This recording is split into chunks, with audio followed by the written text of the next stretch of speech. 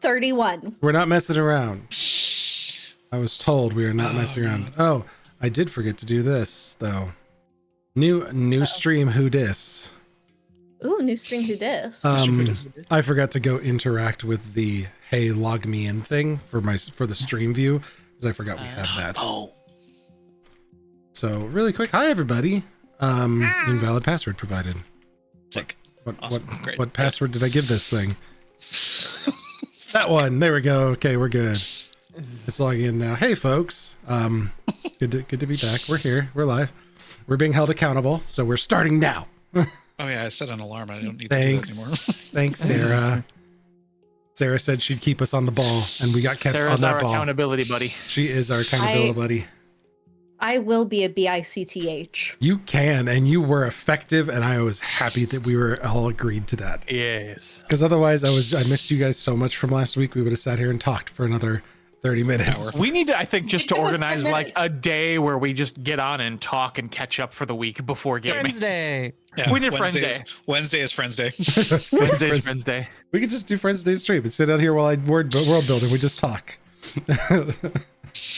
Anyways, so we are back for session 2, focusing on the path. Last time we were here, our party made its grand debut on the stream, finally coming together for the first time on live. We had, played a few games beforehand. And during that time after 4 days of hard work, saving the Dunscaith Harvest Festival, we finally had the chance to enjoy our well-earned rewards. Celebrations were short-lived, however, when the festival came under attack by twistlings, face spirits that morph everyday objects into monstrous forms, and they took the shape of whiskey and lager twistlings, wreaking havoc on the festivities. And yes, we did establish that they do not mix with tummy fluids and turn into weird stomach fluid monsters that jump out of people's mouths. That's for a different game. Be really We established that. Or just Yes, we did. belly burster. No chest burster twistlings. Be messed up. Although, Gloamkin bone twistlings now that just undo your skeleton. Oh, cool. Fort that's save or gross. lose your skeleton. Quick save Lose or your lose. Fort save or lose your skeleton. Skeleton gets up and walks away. So you Peels itself out of you. very much like Deadpool Wolverine, the snap against Johnny. So we managed to hold off the twistlings, but before we could fully grasp the situation, we were whisked away to the Marble Court where we met Cantivore Pequen, who, let me go very quickly double check my Reddit messages because I saw a draft of Cantivore's art. It looks like it is not completed yet, so we will not reveal it, but I did see a draft of Cantivore, and it's gorgeous. Yay. Sorry. Sorry, I apologize to the stream. Yes, Sam took some time off anyways. Sam was taking a week off, and I was like, I don't want to load on. I have a big project for Sam. And so I was like, I'm not going to just be like DMing Sam constantly for art. I was like, I saw another artist. I was like, I'm going to give Sam a little break with this one and have somebody else do this. I was apologizing to Sam for keeping the group on track. No. Yeah, we're just keeping us on track. So we're starting live at the live time. Yeah, imagine that. Not that we don't absolutely love all of the Sam art, because I mean, I could sit here and post this all day. Look at all that pretty Sam art. So much. Sam did get sick too, so we're glad that Sam's better. But now I'm sick, so I'm apologizing to the stream because I sound like a frog. Who did you say that all the people were today? Zach, you had said it. That Robert Loja. Robert Loja. Maddie? Maddie's frozen. Weird. Oh, wait, what? She's fine on my camera. Yeah. Ocean, But she can't hear us. just reconnect. Oh. Discord. There. I'm not paying attention to Discord if she said anything in there. She did not. Thumbs. Troubleshooting stream on stream chat. Love it. Hi, Mom. Good times. Hi, Mom. Hello, Mom. Hi, Mom. So before Maddie, you good? Oh, You can better. just thumbs up if you're back. Okay. So I'm back. we were whisked away to meet Cantivore Pequen, a powerful figure who was the Fey deity of contracts that accused us of being held culpable for defying this long-standing Fey contract between Dunscaith and the Mistwood Masquerade. Through some clever negotiation, we convinced Cantivore that something was wrong. Cantivore thought that, the contract they possessed might not be fully accurate. So to verify the truth, they charged us with the mission to seek out the bones of Bernard, the skeletal remains upon which the actual original contract is etched. That mission taking us to Braithalin, the realm of the Fae, where we must confront the Mistwood Masquerade and uncover the true nature of this ancient pact. And before sending us on our way, Cantivore awakened something within each one of us, revealing that our souls were bound to destiny itself. And while we might not fully understand the path of ascension that lies before us, we each stand ready to embrace this newfound power and face whatever lies ahead. So, returning back to Dunscaith. That's the Harvest Festival. Oh yeah, that's right. He sent us back to Dunscaith, not to Berthalin. Correct. Yeah. We were Back right. They sent Right where us we right left. back to where we started. Yeah. We were gone for just like a hot second. Okay. Let's activate that scene because we are back here. Where are we? We're here in the town. Hello. But really quickly, since I didn't do this, I was just getting us all set up here. Let me get the stream zoomed in. And we'll go around and do just a quick round of introductions for everybody, since we did my recap without doing introductions first, because I have sick people brain and my brain is a little bit foggy. Sick people. So we'll start with Josh. Oh, I'm Josh. I play Rio, the elf inventor, and it was so hard. Not to I say. could tell you were gonna Not say gonna lie. Jaeger, and then you had You to were stop gonna say yourself. Jaeger. I play. Fuck, who do I play? Opened up my character sheet just before I said it. Good job. Nate. Hi, I'm Nate. I play Cypher, the human psychic. Okay. And since this is on 6 seconds, I'm waiting for just a moment before I say Sarah. Hi, I'm Sarah, and I play Viola, the Dark Elf Investigator. Zach. Hi, I'm Zach, and I play Greeble, the Leshy druid. And Maddie. Hello, I'm Maddie. I play Aaron, the one of a two-parter half-Strix, half-elf twin duo. And I'm Ben, and I play all the bad guys and Aaron's twin Corin, the Strix Oracle. A singular good guy. I play all the Everyone bad else is guys a bad guy. and one good guy. Everyone else is bad guy. No, I'm just all the bad guys and all the good guys, but I like to focus on the bad guys. It's best to be the bad They usually are hotter. guys. Yeah. I gotta stop making hot bad guys. Mhm. Yeah, I mean, Imana, you know? no. Oh, Super hot. That's Red true. flag. She Red was flag. she was not she was Red very much flag. not hot. Foul on the play. I don't know. There's just something of I think Nope. you something guys about just the don't black like women Sarah, this who is really not gets your me hear me going. out cake, okay? This is not your hear me out cake. Fuck it, I'm she- kink shaming. Yep. she had conviction. Okay, she had conviction. I love a driven woman. Yes, exactly. We support women's wrongs. You support women's wrongs. Sam in the chat, let her cook. No! That's the problem. It took too long. No. That woman was cooked enough. Yeah. Just enough. She was burnt. Art. Yeah, you saw me fawn over the mouth of Sauron. It's the cadence, I think. He's just got a way with the words. He don't What he speak do with shit. that mouth? Oh, God. Die horrifically. Anyway, This is a day. Juliet's calling you out. she is. She does that. As is her right. Oh god. We're just gonna be laughing with the chat the whole time. We really have just hard times when we miss a week. I feel like. So, continuing here.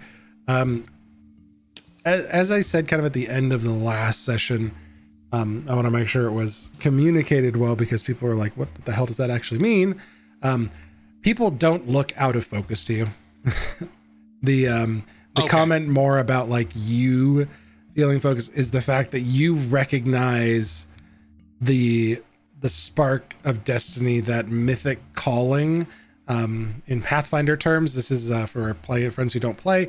Mythic is a special rule subset for Pathfinder that allows us to make super high fantasy, really strong people. Like, these guys are going to be mega awesome as things go on, and they're going to get thrown some super curveballs because of it.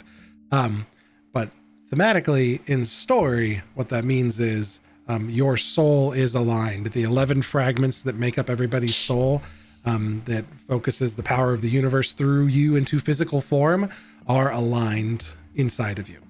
And you are awoken to destiny. What that means is you are capable of walking the mythic path. Completing a mythic story in Pathfinder ascends your character to some level of godhood when they're done. So you don't necessarily see other people as fuzzy, but you can feel the sense of the 6 of us are special.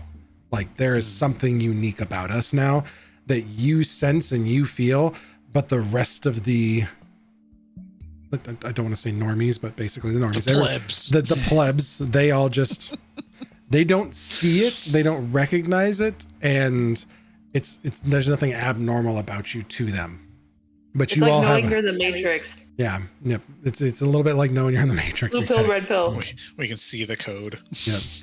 You guys definitely have the vibes that you are cooler than the rest of these people. I love guns. Lots of guns. I know kung fu. So Show me. just wanted to say that you guys are not seeing everybody else as fuzzy and out of focus. You just feel that you're super cool. It feels like everyone's seeing things fuzzy and out of focus in comparison. Yes. They're not seeing what we're seeing. But we arrived back at the festival, and people are like, as we left and heard the tapping of that cane across the marble floor and the hoofs as they were walking, we just kind of get that glimpse around and see that the festival is still going on as it just was when we left. People are still thanking. I love Legend Keeper. I have all my stuff in here, but the problem is I've been filling it with so much stuff, I keep forgetting where people are. I think you said last time that it seemed like people were just kind of Meredith going back Engelhart, about their that's it. business. Yeah, basically, people were thanking and congratulating Meredith Engelhart for putting on this great show for them. That there had been rumors about the Fae, and they all just think that it was part of the festivities. Nobody seriously got hurt. It seems to you now that, as you look back at the combat you just went through, this was more superficial. Everybody else was fine. You guys weren't necessarily cut and bleeding and dying. I don't think anybody went down, did they? No, everybody's pretty much fine. They all got whacked a couple times, I think, but that was about it. Yeah, it seems that everybody else thought that this was just part of the festivities and stuff's going about as normal. And Meredith glances at you guys a couple times during it, but realizing that you probably had nothing to do with this, you get a kind of a nod of appreciation as she gets right back to work running the festival.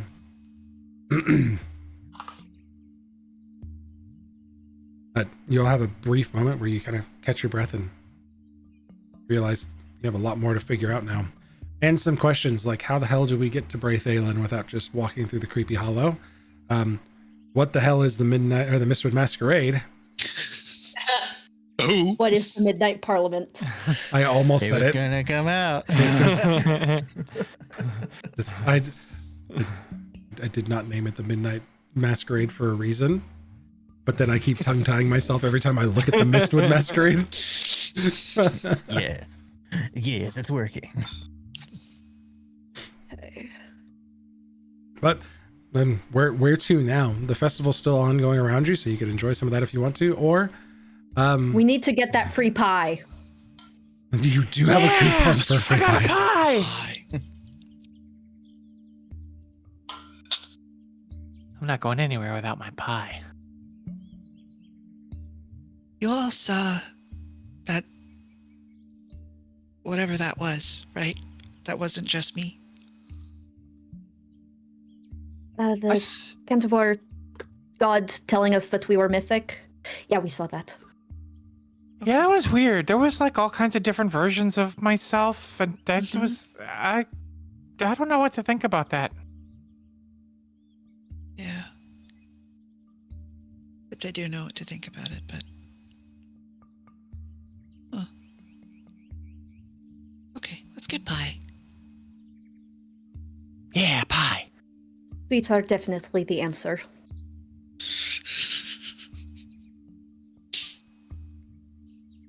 Well, if you head up the street, then nestled along, there we go. Perfect. It cut the arrow on stream. That's what I wanted to check for. Near the Oakshade Commons, nestled on the clusters of historic buildings along the Mountain Shade Road. Crust and Crumb is relatively new. It's been open within the last decade, but it's become a local favorite. They specialize in pastries and confections made from sourced ingredients, caters to residents and tourists.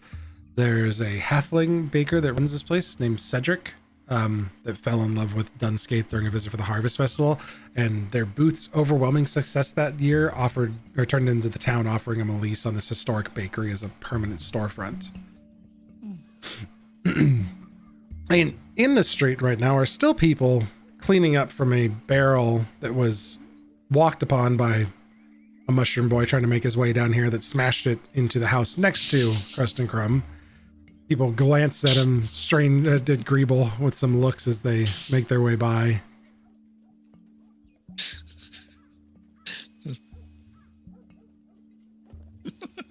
What, have you never seen a leshy?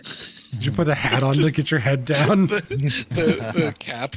Just, I'm not here. I'm not here. I'm just not the here. cap, just low.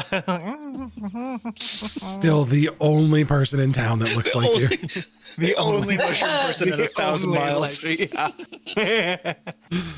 Have you never seen a leshy? Where are your manners? No, stop staring. That's so rude. Why would you stare at this little boy? Look away. Why would he? He smashed the barrel and then left and ran down the street still for the race and didn't even come back to offer to clean up. Someone smashed a barrel? That's really bad. I wouldn't know anything about that. Nope, not a thing.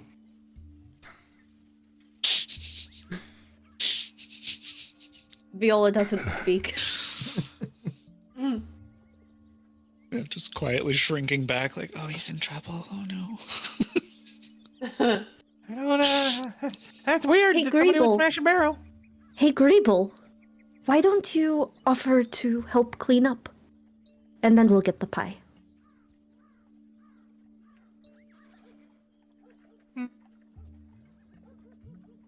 Because that's what heroes do. I guess. I pat him on the cap. Zot's got your other hand going, no, pie. A literal angel and devil on my shoulder. Rio would put his hand on your shoulder. It's all right, Greeble.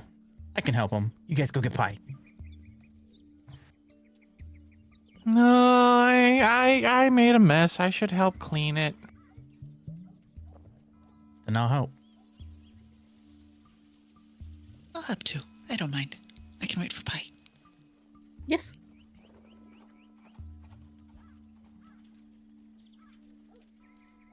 I walk up behind Greeble to the guy who's cleaning up. We'll help. They appreciate the offer. It's been probably 20 to 30 minutes or so, but it's mostly clean. Then they're just like, an older lady who's kind of sitting next to the group of them kicks over a soapy bucket and in their direction, like making a mess of things even more, and says, you don't pay him any mind. Go get your pie. These shits are just mad that they got stuck doing the work and you interrupted their time. They just want someone to be mad at. And they're now swearing that they're covered in soapy, dirty water and pissed off, and she just cackles and like goes back to this pipe that she's smoking and enjoying like a piece of pie herself. That's a cool old lady. But quickly circumvented from having to actually do any cleaning work, heading into the Crust and Crumb, there is a list of stuff that's available. Your coupon does allot you to choose from any of the available pies or tarts that you would like, and you get a whole one. So do you want the list, or do you want to just pick one yourself and make one up? I have a list of pies available. If you have a list of pies, I want to hear the list of pies. Let's make chat hungry. Let's make all of there are chat some one traditional pie. harvest pies available. There's a golden rye apple pie that's got a flaky crust with apples, caramelized honey touch of the Dunscaith dark ale. There's a toasted berry pecan pie, which is a rich nutty pecan with a barley sweetened filling and a buttery crust. A spiced pumpkin and chestnut pie, a roasted pumpkin, mashed chestnuts, cinnamon, hints of clove. There's a mulled berry pie as well, which is a tart mix of blackberries, currants, and elderberries steeped in mulled wine and then baked into a sugared crust. There are some tarts that apparently the Crust and Crumb got fully into the Fey stuff that was happening. So they have a list of Fey touched tarts available for the part of the festivities. There's the Moonflower Lemon Tart, which is a tangy lemon curd with moonflower nectar, giving off this ever so slight glow in a dim light. There's an elderberry an elderfey plum tart. That's got dark sticky plums with hints of an enchanted elderflower syrup, rumored to bring about prophetic dreams. Viola, you remember specifically meeting with Mother Kelleth like a week before, and she was tending to these elderflowers that were going to be steeped into this syrup, so she was working on them. She had a little bit of magic going when she was working on those, and now you're seeing the final product. There's a Starry Night black tart that's a deep blackberry and fig filled tart topped with sugar dusted pastry stars that kind of glow and shimmer when you touch and move the tart pan. And then there's a whispering hazelnut tart. It's roasted honey and hazelnut cream encased in a dark chocolate shell. And they claim that you can hear the distant music of the Fae when you bite into it. There's a few savory pies available. There's a caramelized onion with an aged cheese pie that's got like an aged Dunscaith cheddar, rosemary, caramelized onions. There's a wild mushroom and spiced potato pie with earthy mushrooms, seasoned potatoes, and a slow roasted buttery crust. Honeyed venison and cranberry that's got rich venison meat with braised cranberries and a splash of spiced whiskey. And then there's also a goat cheese and leek tart, which has got creamy, tangy tart filled with fresh leeks and a sprinkle of herbed salt on top. And finally, you asked for it, you're getting the whole boat. There are the festival specials. There's a gilded pear and brandy tart with sweet poached pears and a spiced brandy glaze topped with gold dusted sugar. A rye and mead custard tart. Smooth, creamy tart infused with the tangy flavors of local mead and a toasted rye crumb topping. There's a black walnut and spiced honey pie. It's got a dark caramel walnut filling and a drizzle of fire spiced honey, as well as a frosted lavender and blueberry tart. It's a delicate lavender infused custard with fresh blueberries, and this one's served inside of a little enchanted dish that just keeps it chilled because it's supposed to be served very cold.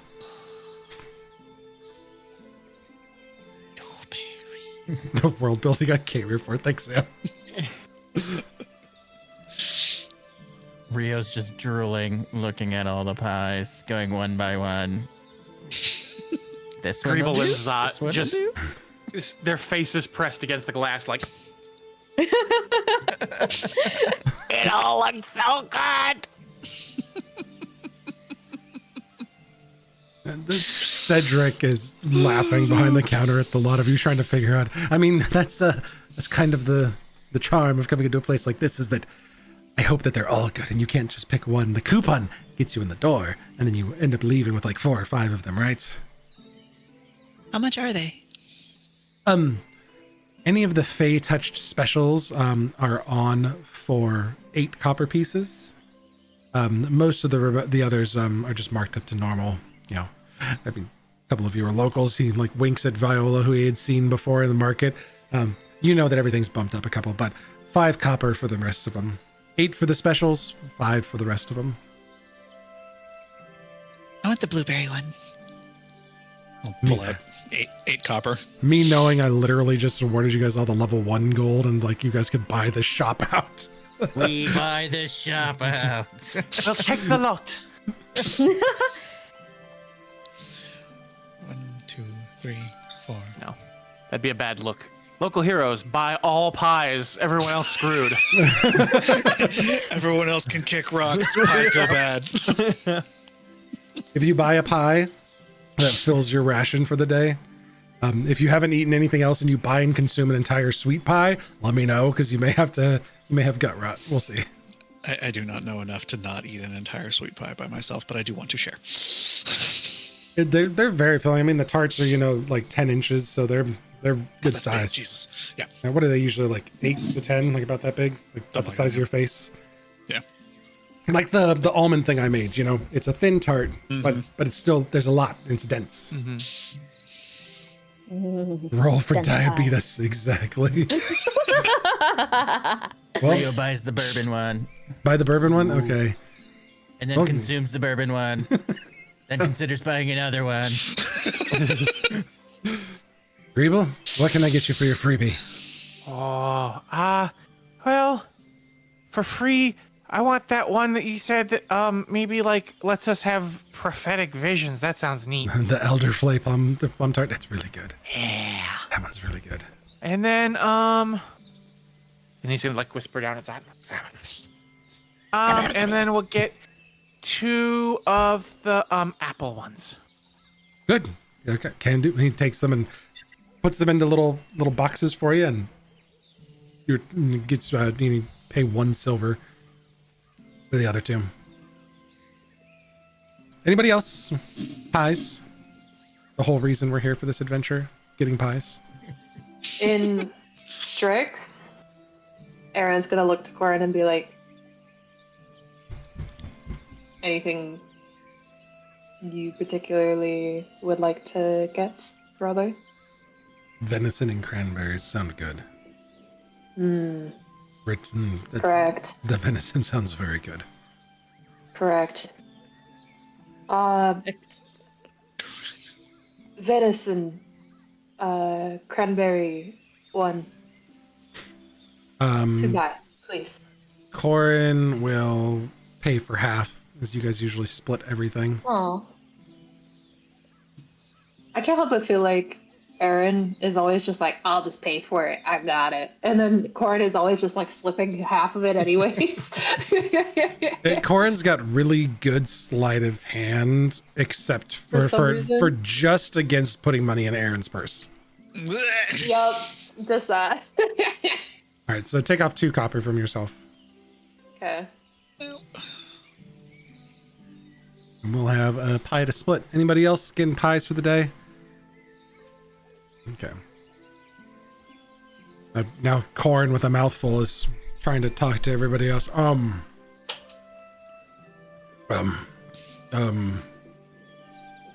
Very good. Books and knowledge we need to find. We need to learn more about Brythalin. Is that what you are saying? Yes. Thought you just wanted books. Got it. Well, I mean, we know somebody who knows about this stuff. The witch. Oh, maybe I'd we should be bring her a able to- pie. You do? Oh, I can't eat all of mine, so I can share some with her. yeah, I can give her one of the extra apple ones. It's okay. I'll give the other one to Zot. Does anybody want some blueberry? Viola steals a bite. Ooh, hold on 1 second.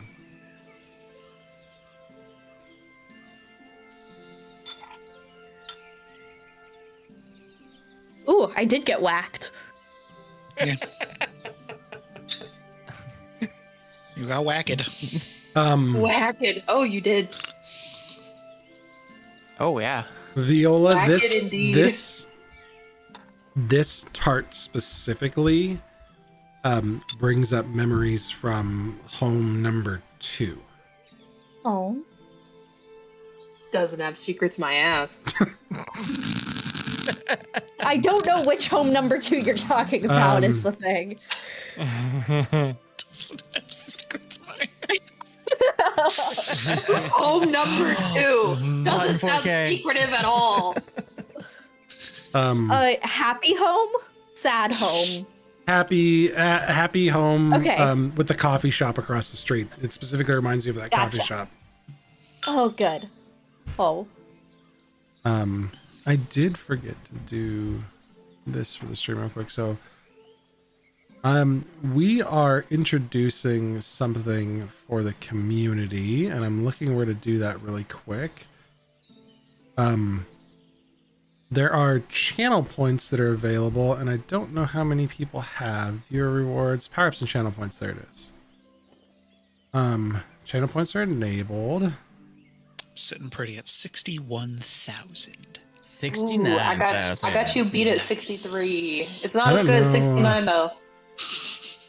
So we've got the default ones enabled. 78,000. Oh, wow. I'm a wiener. Create a custom 24,000. reward. You're the what? I'm a wiener. 24,000. You're the what? The wiener. The wiener. I'm a wiener. You're a wiener? You heard him. Well, mushroom He's boy. at the wiener. I'm a wiener. Yes, bunk.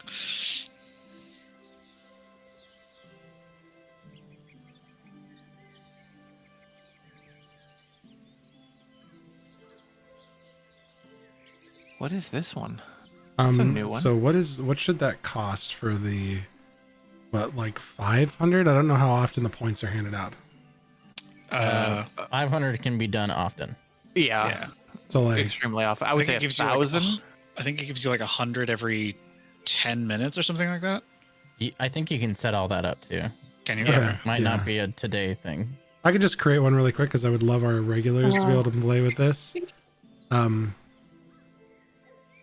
So smart Oh, yeah, it shows cost, modify single notes 900.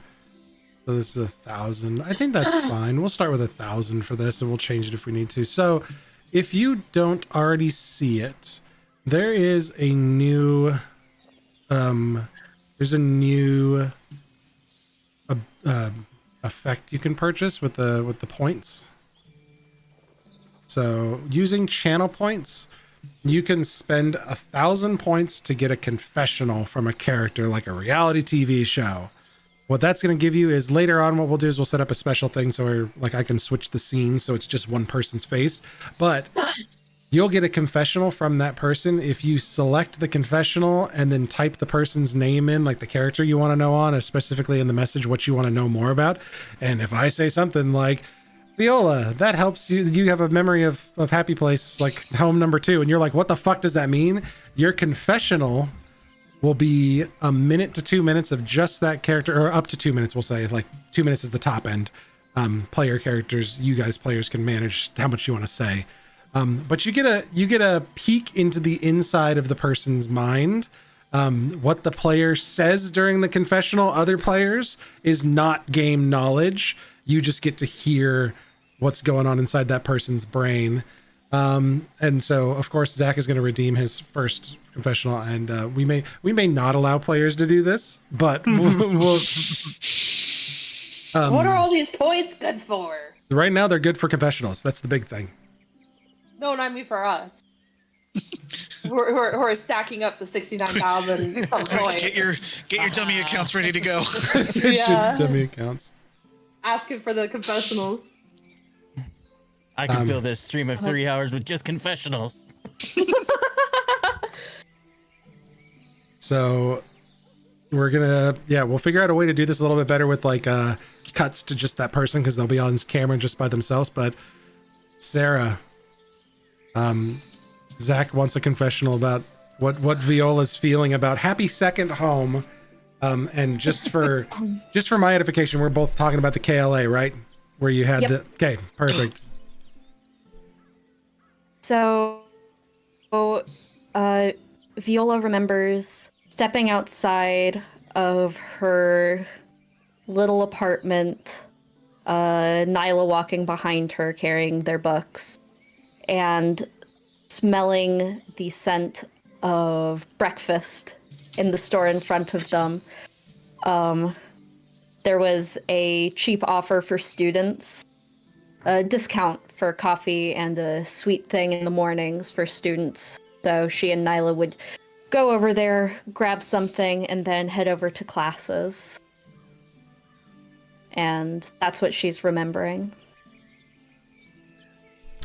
Yay, thanks, Sarah, for our first confessional. Good use of points. I like that. Oh, viewers, if you want to redeem and get a little bit of insight, those of you with a lot of points can just hit channel points and select to get a confessional from a character. All right. So, yeah, we've got stuff we want to know about, and we know a couple places we could check out. Eldra Moonsai's library. Mother Kelleth might have more information for us. Could reach out to Cantivore. You know, we had some druids that were just in town. May still be able to reach some of them to figure out. But we are technically going to go into a downtime version of a research challenge because some of this stuff you guys may have to spend some time researching. But if you have anything else that you don't feel like contributing to the research, you can spend other stuff or you can do other things during downtime. But the festival is still ongoing for the weekend. There are some activities that continue into the next week. There's like there are some like cattle shows and stuff like that, kind of like 4-H club, like they come and they auction off animals and stuff like that for livestock. And there's, you know, seed exchanges and art things that happen, but the festival is basically going for the next week. And it's a pretty long process for the town, but really this marks the end of their laborious season, and most of them take the winters off in preparation for the next year. So you guys have some downtime. If you want to do things like, you know, sell or look for new gear and stuff like that with your second level here, as well as, you know, engage in this research project, trying to figure out more about the Mistwood Masquerade, more about Berthalin. And Ben, did you see my whisper? I see it now. Whispers.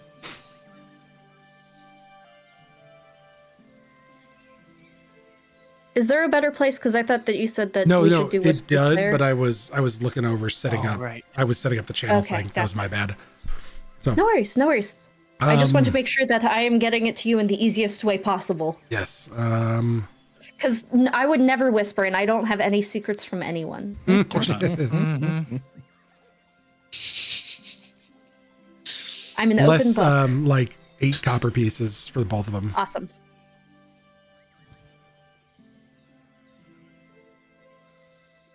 Easy peasy.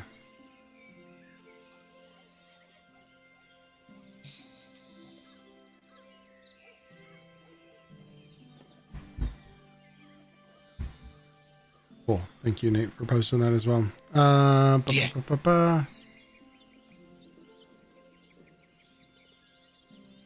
that to be the. What's the name of it? All right. So we'll just go around the horn for whoever wants to engage and stuff. What's everybody's plan? We'll start with at the top with Josh. What's Rio up to? I don't think Rio would be up to helping research at this moment. I think with the festival and everything calmed down, I actually want to look for some blacksmith vendors or potentially some vendors that could help with gears and things. Yeah. Ironwood Forge is going to be the place for that in the southern part of town here. Down here. It's a sturdy wood and stone building designed to evoke the dwarven forges of Kamtarum, the dwarf kingdom. This one's a testament to the masterful craftsmanship of dwarves. Armor and weapons proudly displayed in cases in the front of the shop. The proprietor, Kuldrig Steelman, can usually be heard working in the back. It's a traditional, he chants to the fires as he works, and you can hear him chanting as he's working, believed to imbue his creations with strength and durability. Today there is not Tovir, who you've probably been through here before in your time in town. Tovir's usually tending the front desk, but I mean, the festival's going on. Kid's probably out doing his own thing. There is a little hand crank device attached where like this wire sits next to it. It's a little crank on the top of the counter. It says crank for service, and you've used it before to get the attention. It's a little thing that sparks the wire and turns on a light and flashes to Coldrig. And usually, like you've been here once before and know that this is the spot to go to. So I'm going to move you down there since that's what you're going to go be doing for now, and talk to him. When you crank that, he'll come up and talk to you as soon as he's done. Usually he's in the middle of something. It's going to be a few minutes. Okay. I'll sit around and wait for him. Let's figure out what everybody else is up to. Maddie, what's Aaron and what's Aaron up to? Because Corin may split from Aaron if they're going to do different things. Yeah. What is Corin going to do? Probably with Viola is talking with Viola and agreeing that they need to go research this stuff. So wanting to go bury his nose in a book. Yeah. He can go do that. Okay. So, I'll just jump to Viola real fast then. Are we going to go start with Eldra Moonsai? Or Eldra Moonsai? Probably wisest course of action, Okay. even though I don't like her. I will move us both down there then, since that's where we're going to start. I could drag you. But before we go, Viola had something that she wanted to give. Okay. So as Aaron, you're kind of getting bored of listening to Viola and Corin rub their two brain cells together. Like, oh, books, yay! You start to walk off, and Viola's like, wait, I have something. And then she pulls out this little paper bag, and she reaches in and pulls out a silver barrette in the shape of a feather, and she hands it to you. And she says, I saw it and I thought of you, and then in the fight, your hair kind of got in your face because you were moving around a lot. And so I was thinking that this maybe could help keep your hair out of your eyes. And it's a little feather and it's shiny, so I thought that you may like it. The eyes are huge right now. Just she doesn't know how to handle affection, so she's just. Oh, and Corin, I have a you wear your hair in a little bun. This helps put it in a bun, and it's a hairpin that's dark and more shaped like your feathers, Aaron. But here. More words I have than my sister. Thank you from both of us. Yes. You can tell Erin just can't speak right now because she'll probably cry if she does. She just. We crows like shiny things. Pointing up at Eben. Fuck you!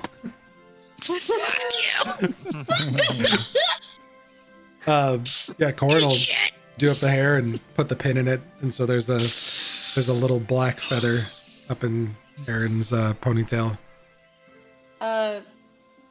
Erin's gonna turn to Corin and just kind of like hand it to him to put in her hair, because she's actually really bad at doing hair. Yeah. And he knows this. Yeah, he definitely helps out. Runs fingers through, gets it nicely aligned, and then just clips it up out of her face. So now she's got the clip up to the side. Aww. It suits you. She kind of blushes. She blushes a bit.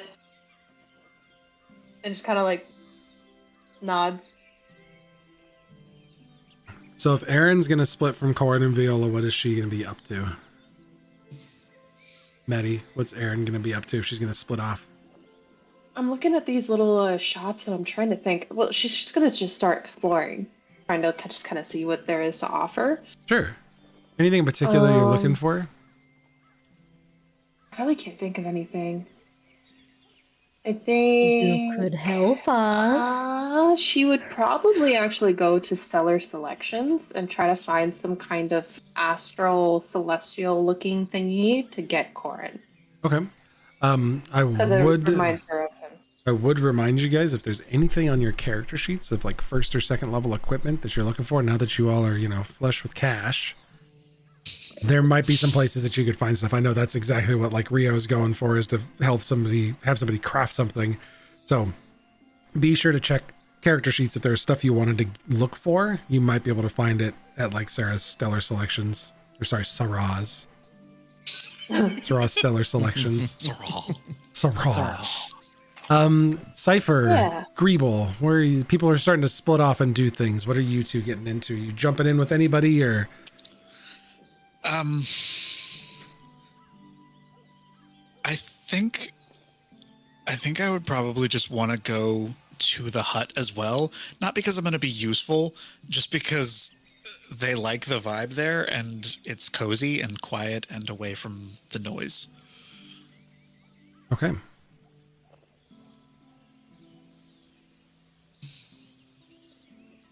I'll just do a clock for our researching next steps here. Boop. Yeah, it appears on stream too. And Greeble, where are you heading to? Greeble is going to see if he can't chase down the druids that were just in town and get them before they leave, and see if he can seek out their advice regarding the Fae. Roll me a... Let's see here. Let me get back to where they are. I was wondering about that because you said it might be possible to find them, but I thought they left immediately. Some of them did, but there was a change of heart as they were getting ready to leave, and 2 of them turned back. Factions, that's where I have them. Factions, your guys' group. Bounds to Bernard's bones.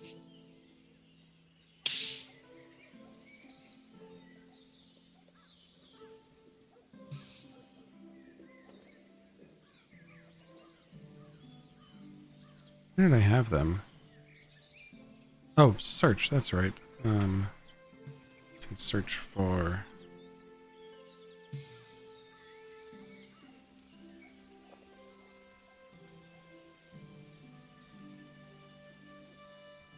Hang it, real quick while I'm going to look.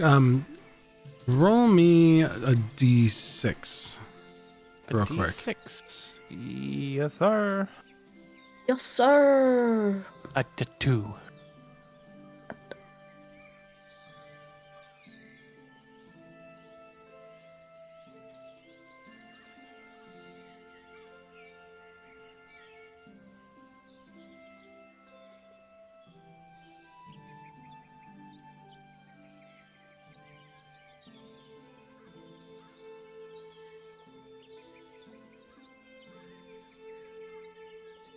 I cannot find where I stuck this list of druids, dang it. I think I have them in my notes if you want. Fang Warden was one of them.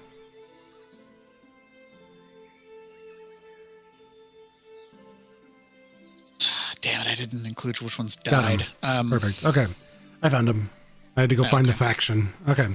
A 2, so... Verdant Collar Ashka actually stayed behind in town.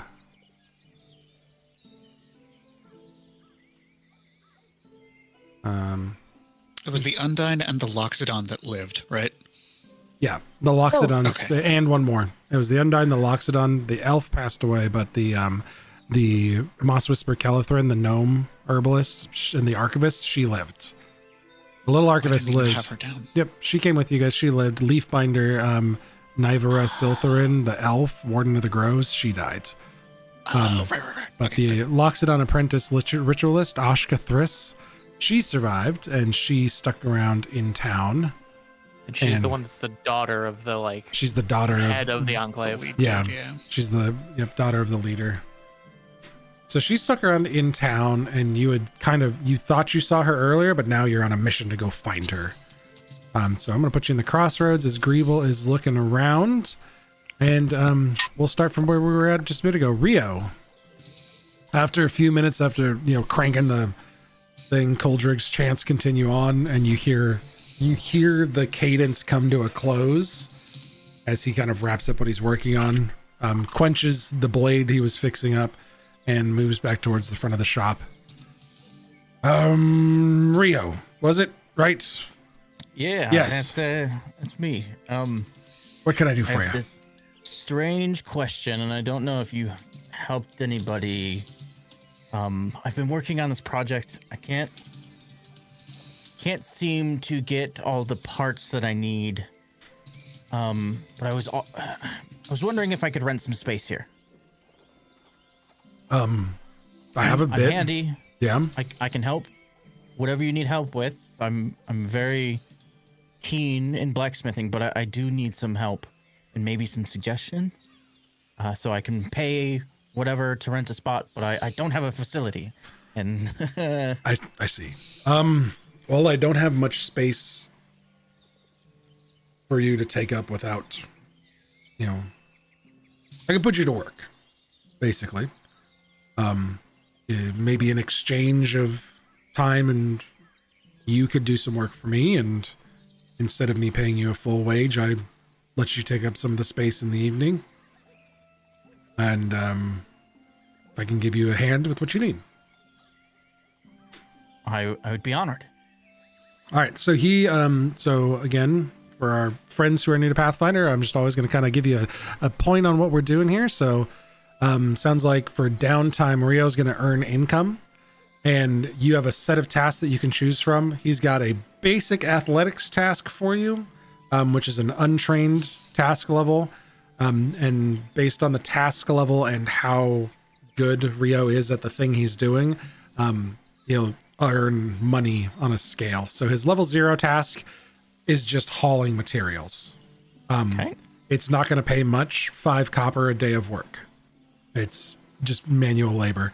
There is blacksmithing work he has, so you can temper some weapons for him, and different pieces of metal. That's going to be a level 2 task, so the DC is going to be higher, but it pays 3 silver a day. And then he has another task that does require expert proficiency. Which are you expert in blacksmithing? No, not yet. Okay, so he doesn't have one that's available for you at expert, but you can work on the DC 16 task level, which will earn you 3 silver a day of downtime you work, and then you can convert that back to money and materials if you're having him help you. Okay. Excuse me.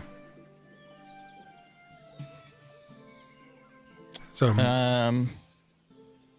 doesn't really matter. I can do whatever. So the one that I can do, the highest one. do you want to try for the higher one? Just the higher level one will be more value for you. It's just, if you fail, it ends up just you do shoddy work and you get the bare minimum. And then he may ask you not to keep working on that project, but doing the one that's higher risk, you generally want to go for to get that extra money. DC is not very high. We're talking a difference of like the DC 16 versus 14. Okay. I'm trying to find my thing. Where's my thing? I'm going to set up a DC for you if you want to do that. Yeah, go for it. So it's going to be set that, and we're going to do crafting check. And there's the prompt for you. So if you wanted to roll that crafting check. What is the proficiency if I look at crafting? So you should. I have a +7 crafting.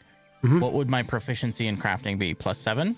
Trained. Yeah, you're proficient. You're trained in it, which is these underlying stat. If you mouse over the +7, it'll tell you trained, which is +2. I auto succeed. Plus level, which is 14, or with just 2, and then intelligence is 3, and you have I have assurance in crafting. Then you're good to go. Which is Yeah. 10 plus my proficiency bonus.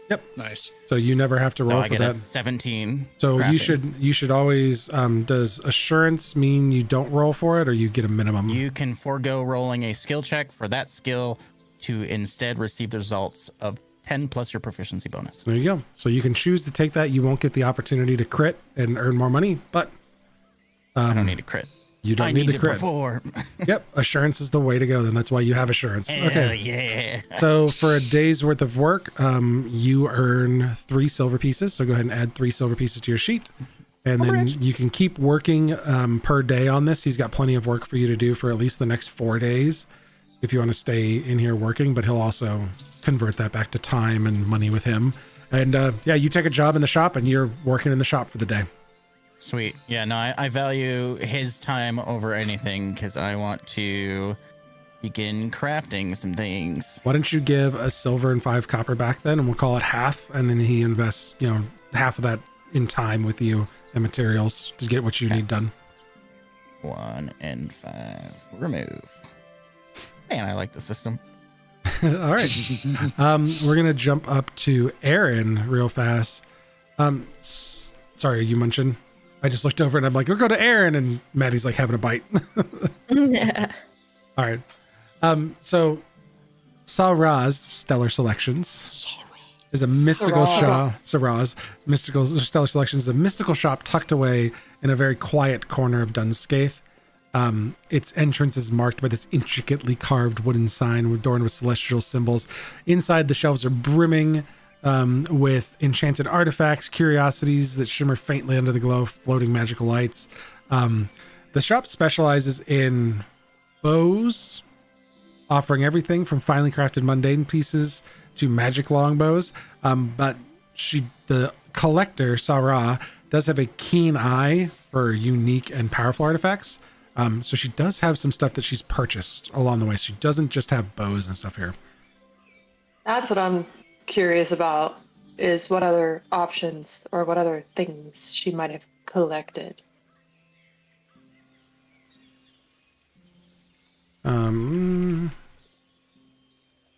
There are no simple bows. That sucks.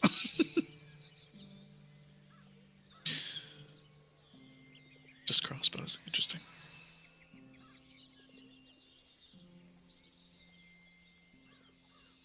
So some of the stuff that she has marked, she's got a whole section of like consumables and talismans that are available.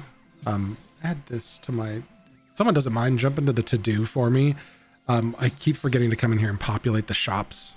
So you just put add shops to Dunscaith. Gotcha. So I'm going to dump a list for you real quick.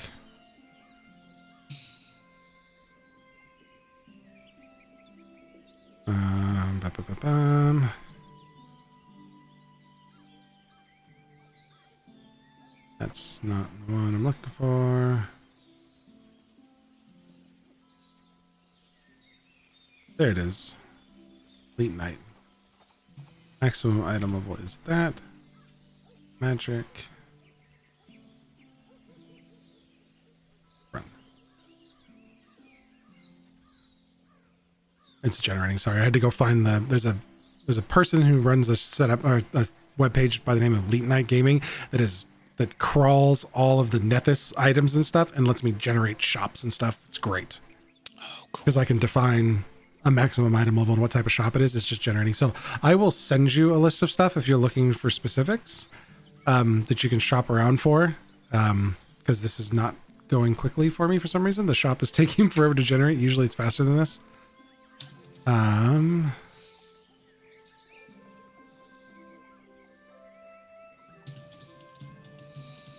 It's being a little bit slow. Yep. I'll get that for you in a bit, Maddie, because apparently it's being really, really slow for some reason. Sure. Could be because I'm running the stream yet. We did do one confessional, Rodney.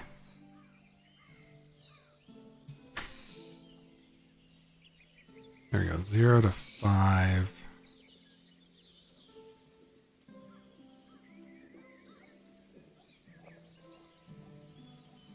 Hello, Sun Turners.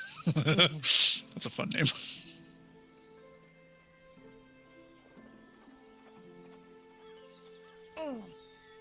Let me see if this is correct.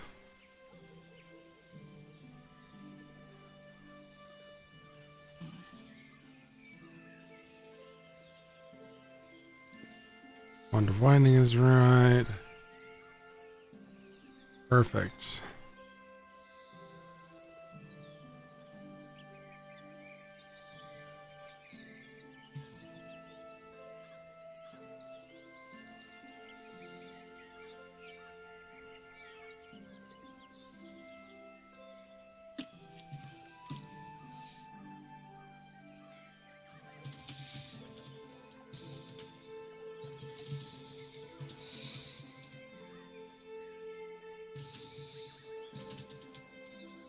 Oh, shoot, that's good to know. I can download this later and save it. Redeemed confessional. All right, Gonna so redeem I'm your confessional, sending baby you girl. a list Man. of stuff that's available. It's just going to be a picture. So while I give you this, Maddie, we have another confessional that we wanted to, that Rodney is immediately jumping in On with. rabbits. Rodney would like Greeble's thoughts on rabbits. Oh God, I'm literally trying right now to find that original post so I can just read it verbatim, but that'll take Did too you have long. that? So What? it was a post originally that I made in one of the channels where we were talking about like Grable Oh. just being able to mile a minute talk his mouth off. So while but as you're- Yeah, go Greeble ahead. is waiting to meet with the druids, he sees rabbits and he just says, "Oh, rabbits! They're bouncing and they're soft and they're fluffy. And I wonder how like you could keep a rabbit as a pet. Maybe feed it from the garden and then like any spoiled plant material it doesn't eat, I can eat. And then like it'd be like we're sharing food and the rabbits." And he's just off in his own little world. Just look at the rabbits, Greeble. Oh no! Oh no! One time I tried to eat Zot and then Zot. Look at the rabbits, Greeble. Wow. That is dastardly, Sarah. Maddie, did you see the list there? Yes, So I'm you'll looking. just need to look at them on Nethys, so you can look them up and see the different items. Yeah, there's a whole bunch of stuff in there. There's an atmospheric breathing suit for 100 gold. The stuff that's kind of in your price range. There is a wrist grappler Saw that. that you What is can that? deploy it from an attached wrist device from an interaction item, but it lets you. It's held in one hand. The wrist grappler and pack are small enough they can be concealed. You can deploy or stow the gun. Reloading is it's a grappling gun basically from a wrist launching position. And what is the wrist launcher? Because that The looks wrist more in my price launcher range. is a tube. It's a weapon. So it's a tube that you can shoot a dart from by twisting your wrist, and it uses darts and you can shoot them out. Other stuff that's interesting. There is a Oxygen ooze. oxygen ooze, which is a alchemical that? consumable. You plop it in your mouth and chew it, and this ooze forms a bubble around your mouth and nose, so it like turns into a face mask of ooze, and it gives Gross. you breathable oxygen, allowing you to Oh, so breathe you in can go places swimming. you can't, so you can breathe underwater and stuff. There is she has a tattoo that she'll sell. Like she has a pattern for a tattoo that she can put in or put onto you. It's an invested item that lets you cast Thoughtful Gift. What is that? You teleport an item of light or negligible bulk in your hand to the target, and you basically take stuff and you can bloop it into people's hands. It's a silly spell, but it's fun. It's very cute. As much as she's enticed by the wrist grappler, it is just out of her price capability. And so she's just going to think about that and maybe come back at a different time. Okay, sounds good. All right. You went down there, so we'll start with Greeble. Greeble, eventually you spot her. Kind of hard not to see her throughout the rest of the, I mean, she's one of the 2 Loxodon you've seen in town. But Ashka is kind of hanging around, and she seems to be like looking for people. And she spots you, and she does this is very much Rio coded on day 1. She like tries to hide and appear nonchalant and ends up like slipping against the wall and like knocking someone's drink over and is apologizing profusely. Because she does not know how to operate in a city. And she sees you walking towards her and just kind of hangs her head in defeat. It's like, oh man, I was supposed to be quiet and he saw me. Hi, Greeble. Miss Ashka! Hi.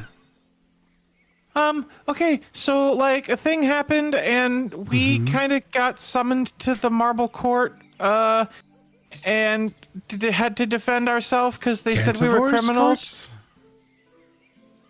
Courts? She thinks for a good minute. She's like, Marble Court, Cantivore? Yeah, The Fey God? Yeah.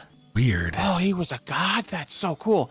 But so he said that really. we were interrupting some kind of agreement, and then he tried to sentence us to hard labor or something. I don't remember. I got bored in the middle of it. But then he showed us all our potential, and like then some strange glowy stuff happened, and but now he tasked us. We have to go to Braythalin and find the bones of Benjamin Button. No, that's not right. What's Bernard? Let's find some old guy's bones. Bernard, that's it, Bernard. Okay. And because the bones of Bernard have the original like agreement carved into them, and the people that made the agreement didn't hold up their end of the bargain, and so we need to go find the proof. But like we don't know how to get to Braythalin. Maybe I was hoping that you would know since you're like a super smart druid. I don't offhand, but I know probably who She's aged 10 years and hearing all of the things. Just hair starting to go gray. I do know who we could talk to. I have an idea. Okay. Oh yeah, like I think some of the others went to go talk to. There was a really nice witch lady who knows some stuff. I think some of them went to go talk to her, and then I don't know where Rio went. He just kind of ran off. I think he like went to go fix his arms or something. I don't know. We can go talk to Auntie Kelleth. Yeah. Oh, yeah. Miss Kelleth will know, right? Yeah. I mean, she's pretty. She's an herbalist. She knows what she's doing. Oh, I forgot to tell Rio we need to get some cold iron. Okay, I can't help you with that, but we can talk to Auntie Kelleth. She'll be able to help us. Okay. I wonder, Zot, can I trust you to go do something special? Yeah? Zot, you gotta go find Rio and remind him we need cold iron. Where's he at? I don't know. Hi, Rio! You gotta go find him. He starts walking off with a little squishy pet. But And if you don't find him in like an hour, come back. I'll be at Miss Kelleth's. Rio, okay, Rio! he wanders off down the street. Rio! Shoot, roll a D8. 1, 2, 3, 4, 5, 6, 7, 8. That is a D8. Let us roll. That is an 8. Yeah, he wanders off northwest. The ass opposite direction of Rio. He wanders out into the fields there looking for Rio. Looking under like corn, just Rio. He's going through people's garbage looking for Rio in the alleyways between the houses. Definitely Zot coded. You head over to Verdant Remedies, where you know a lady by the name of Mother Kelleth. And this Loxodon woman Ashka just opens the door and calls in, Auntie, are you in? And you Wait, when you said auntie, you mean like your real aunt? I thought it was just like a nickname. No, this is Auntie Kelleth. And Mother Kelleth, who you guys know, comes wandering from around the back. Ooh, I see you found my niece of all people today. What are you doing here? And the two of them just kind of get to chatting for about an hour and catching up. Through just listening to them, Mother Kelleth's brother is Ormond Thriss, who runs the Wow. the conclave leader, and this is her niece. But they they get to the chatting for a while, and you find that Mother Kelleth used to be with the conclave. She left a long time ago to she wanted to help people more directly, and so she became an herbalist in town and kind of set up shop here. But you can, if you would like, while they're talking, they get you some books as they're trying to catch up, and some things that would be interesting to look through. So you can go through Mother Kelleth's herbal records, and you can either perform a nature, medicine, or occultism check to do some research for our friends on the stream. This is a Pathfinder research encounter. So the party is trying to earn research points, and a success or a critical success will earn 1 or 2 points towards the group's research progress. Hey, you have mythic points. No, you have mythic points now. Everybody has 3 mythic points at the start of this session because your guys are mythic now. You can now rewrite fate. It's a free action. If you roll a skill check or a saving throw that you don't like the result of, you can re-roll and add mythic proficiency. And mythic proficiency puts you up from an expert. Like, you'll get an additional +6 from that expert proficiency. Jesus. Yeah. So how do I... So what we've been doing that works really well is just do nature check again, and then circumstance bonus 6 and hit add. Make sure you hit add to go in. Bonus plus 6. Add. Okay, circumstance bonus 6. Roll. And then you'll get to roll better. That's so much better. Holy so Jesus. close. 29. That was a nature check. Okay. So you go through the the information. You study the notes, detailing some of the fey plants that she's seen before. Their connection to like historical pacts, different plants that have been used to bind things. You find that certain plants respond to fey contracts, and this specific research piece, I will let you know, had a critical success option. You find it's not built in game yet, but I will build it in game later for you. I'm going to unlock it on Legend Keeper. Ooh. You find reference to like an old flower, and there is a dried sample of one in the back of this book. And you pick it up and are like looking at it, and as you're holding it, being a fungus slushy, nutrients kind of start to go back into it, and this flower comes back to life. This is a rare fey-touched piece of flora called the Bloom of the Forgotten Pact. And all of the description is in here. This is a mythical flower with petals that shift colors depending on the strength of a nearby fey bargain. The only way you could have found this was getting a critical success with Mother Kelleth. But under normal circumstances, this flower remains its soft silver blue, glowing, faintly illuminating runes hidden within its petals. However, in the proximity of an active or broken fey contract, the hue changes in response to the state of the agreement. It's blue when when an upheld fey bargain is present or nearby.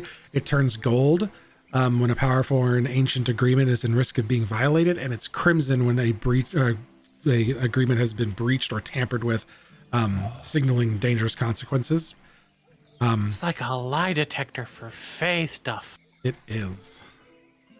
And it is something you can show off to other people.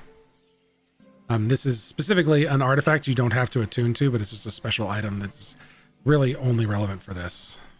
Just gonna tuck it into his like little vest area, like a boutonniere almost, and just have it as a walking fey contract detection thing on him. Yeah. So some of the things you can do with this, you can get bonuses to occultism or society checks when investigating fey bargains or legal loopholes. You can get it to you can use this as well. It has charges to allow you to use or to re-roll will saves or diplomacy checks when bargaining a fey contract to avoid being magically bound to that contract. Oh. And then also it's got other things that you can use it for. But you find this super awesome magical artifact. Yeah. That they're very interested that you found. That I'm, always trying to hide these things, and somebody's going there first and finding it with a crit. I love it. Nature, baby. Nature, baby. So you can keep working there for a little bit. There are still additional points you can earn there, but we'll cut back to you continuing to research a little bit later. And we'll go down to our friends at Eldra's Hut. Did we visit this on stream yet? I don't think so. Did we? Don't On think stream? so. No, we haven't yet. off stream we did. So Eldra's Hut is this place that's nestled way down south at the edge of Dunscaith. It's partially hidden by a tangle of ancient oaks and whispering willows. The building itself is a fairly modest stone cottage. Its weathered walls are draped in moss. Their panes warped with age. The window panes warped with age, casting reflections as if they're fractured through moonlight. And above the arched wooden door hangs the carved sigil of a crescent moon entwined with a vine. The garden around it is a mixture of otherworldly beauty and unease. There's strange flowers that aren't native here. Weird flowers blooming in different hues of indigo, crimson, and emerald. And then a narrow cobblestone path that winds through the garden, each stone inscribed with faintly humming runes that kind of catch the wind. And Eldra has seen you guys multiple times before, and me, Viola, and Cypher all head up to see Eldra, who's kind of just enjoying some tea outside. There are kids in the distance running through the foothill, like the plains and the farmlands that's nearby, and she's just kind of enjoying the festival in her own way. Most people don't pay her any mind, and as she's out here, she's just kind of enjoying herself. Eldra herself, remember that I can use the search option to quickly jump around this instead of having to click through. Thank you, Josh, for pointing out the search option. Oh, you're welcome. She's a sleek-furred catfolk occultist woman with silver and charcoal markings that kind of shimmer under moonlight. She has these piercing violet eyes. She's draped in robes that Corin seems to like very much, adorned with celestial patterns. She moves with a quiet, deliberate grace. But she sees the group of you approaching. Happy to see you again. She sets down her tea and kind of waves you all in. Viola, Cypher, and Corin, I think you said. Yes, nice to see you all again. I haven't seen visitors like this often in years, but here Viola is visiting me 3 times in almost as many days. Is it too much? No, most people just, there's a lot of superstition around people like me. Oh, and I'm sure it's completely unfounded. I'm not one to say that I would discount those rumors to enjoy my peace and quiet, but I'm not out here sacrificing children or cooking them in ovens like other witch stories are. But I won't say that I don't help spurn those rumors. And you see some of the kids in the distance, like, pointing and panicking because there's people talking to the witch. They don't understand. It's like a group of 6-year-olds that are just freaking out.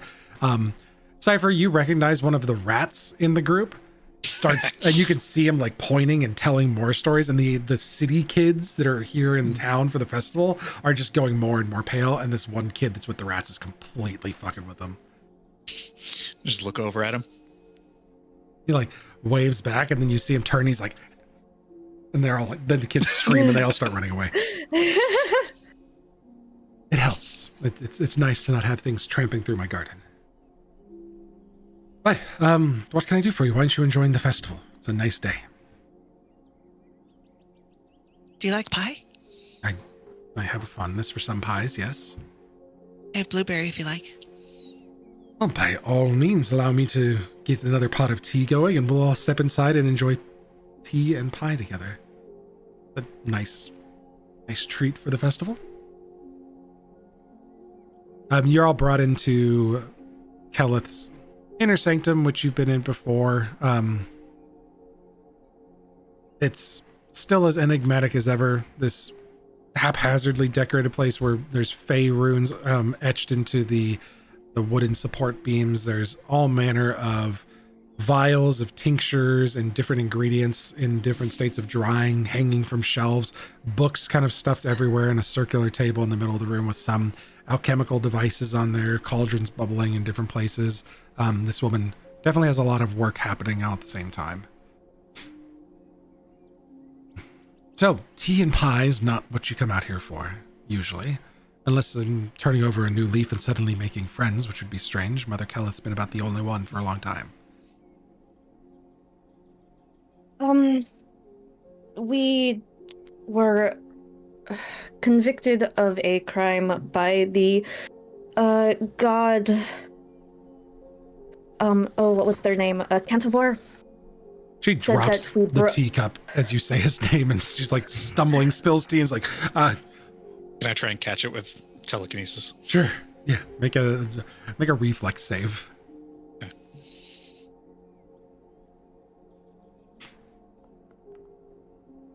Mythic. You're gonna mythic the reflex save to catch her cup of tea. Oh wait, shit, it didn't let me. So plus 6, so 27. Yeah, 20. Yeah.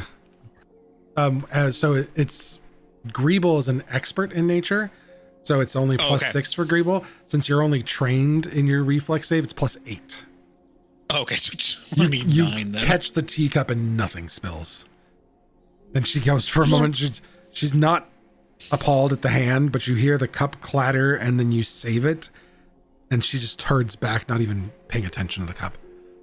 I'll just float it back up on the You counter. got accused of breaking the law by the Fey Yes. god of contracts. Yes, they wanted to put us in indentured servitude, and we said we weren't aware that there was any contract that could be broken. And then we said that the Fae had actually broken their side of the contract, and now we need to go argued against to the keeper of the Braithalon to immutable find will? Yes, of course we did. The arbiter of the accord. You argued a case against him. You're not okay. So you didn't argue it successfully. You still have hurdles to get through. We're not done. We have to go find Bernard's Well, we're- bones.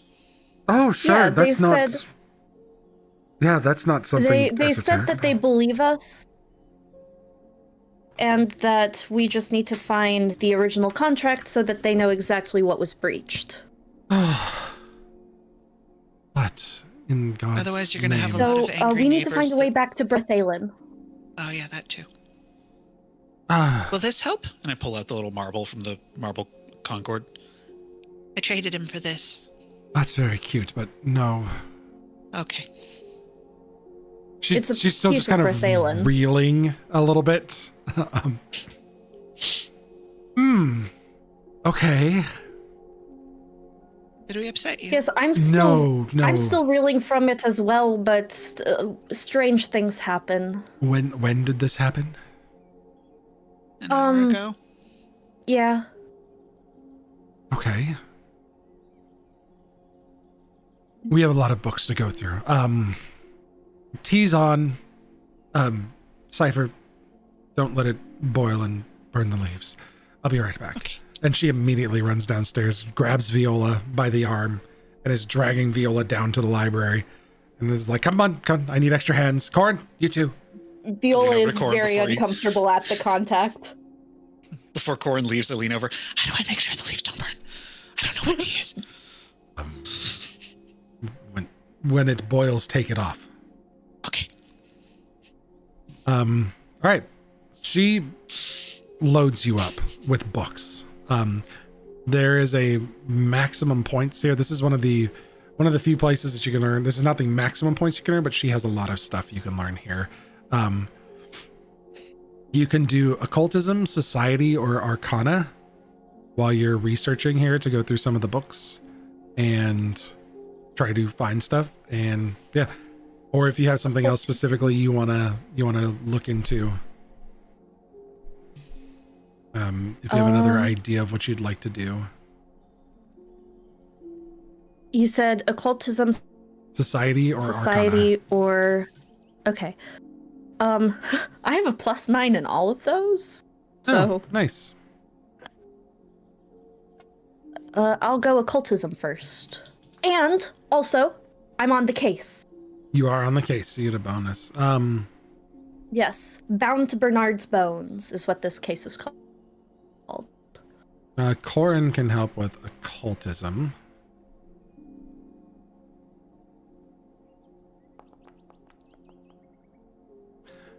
Corin's going to use a mythic point because that was a natural 1.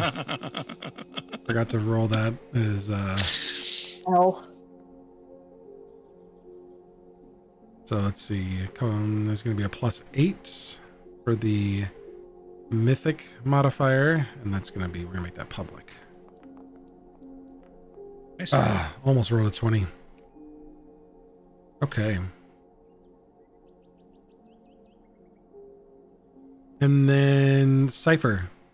You're handed books as well and expected to participate as the Okay. catfolk woman is getting involved as well. You said She's- it was Occultism, occultism. Society, or Arcana are the main 3. If you have another one you want to get into or another way you can try to help, you can Okay. definitely do that too. no, I guess I'll just go occultism. I did not make a bookish character. I forget, can we... No, that's a thing later, huh? To like re-roll or to roll something with mythic proficiency. That's like a later thing that we get. I think so, yeah. We just have the rewrite thing right now. Okay. Yep. Hiya!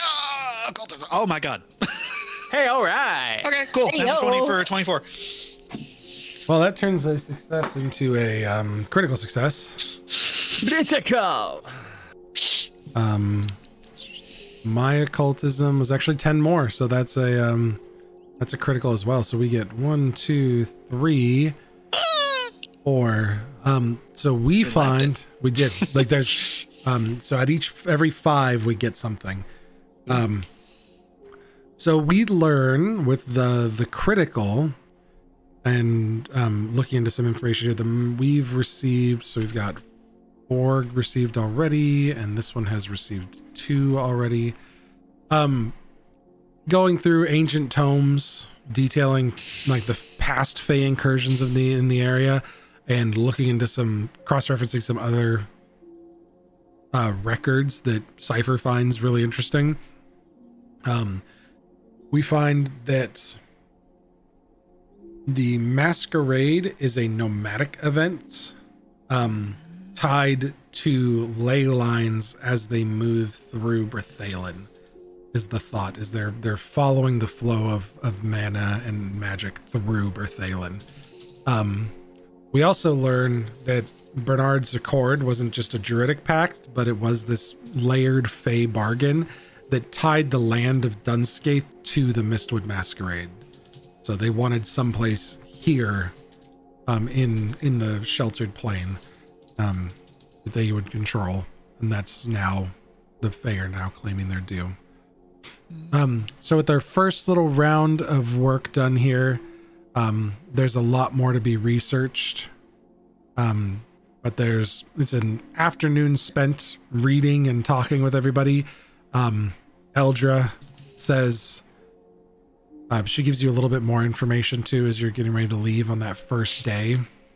But she says, there's information that a druid might be able to help with. I know that there's more stones, more markers that have ancient inscriptions on them outside of town, if you wanted to investigate those as well. My door's open to you until you get to the bottom of this, and I will and she pulls out, she's got this really nice ornate silver bowl. I will begin the necessary ritual incantations and see if we can irritate a god maybe a little further, and we'll knock on his door and see if we can find more information there. If you spoke to the god of contracts, he must have access to his, or theirs, sorry. Maybe they will let us see it, read more on it, and see if we can find out more information that way. But okay. Yeah, I suggest we all turn in for the evening. We have plenty of time to deal with this. Time does not work the same way it does in Brethalin that it does here. So we won't be wasting time by taking taking it to research. So, with that, You're not gonna. You're not sorry. gonna. You said bother, Cantivore. I will set up the means for you to contact Cantivore. If I did it, I would most definitely be bothering Cantivore. I will absolutely not be trying to speak to a god. Okay, I just But don't they want to see, bother them. they They see seem nice. something. They see something in you that it would not be a bother for you to speak with them. They are very busy from what the texts say, but all right. With that, we're going to break for our first day of work on our downtime, and we will also take 5 on the stream. So stream will be back in just a few moments. Let me see if I can get this to skip ahead further than 1 hour at a time. We'll get that going though for the Oh next gosh, she's got the day. timer going. Oh, Sarah's ready with the timer. We'll be back in 5 minutes, everybody. 5 The minutes. Go. timer. Is timer's ready? Timer's ready? Set? All right. Set, Time to go. go cut Ready? a piece of ready pie. to go. I said, Going.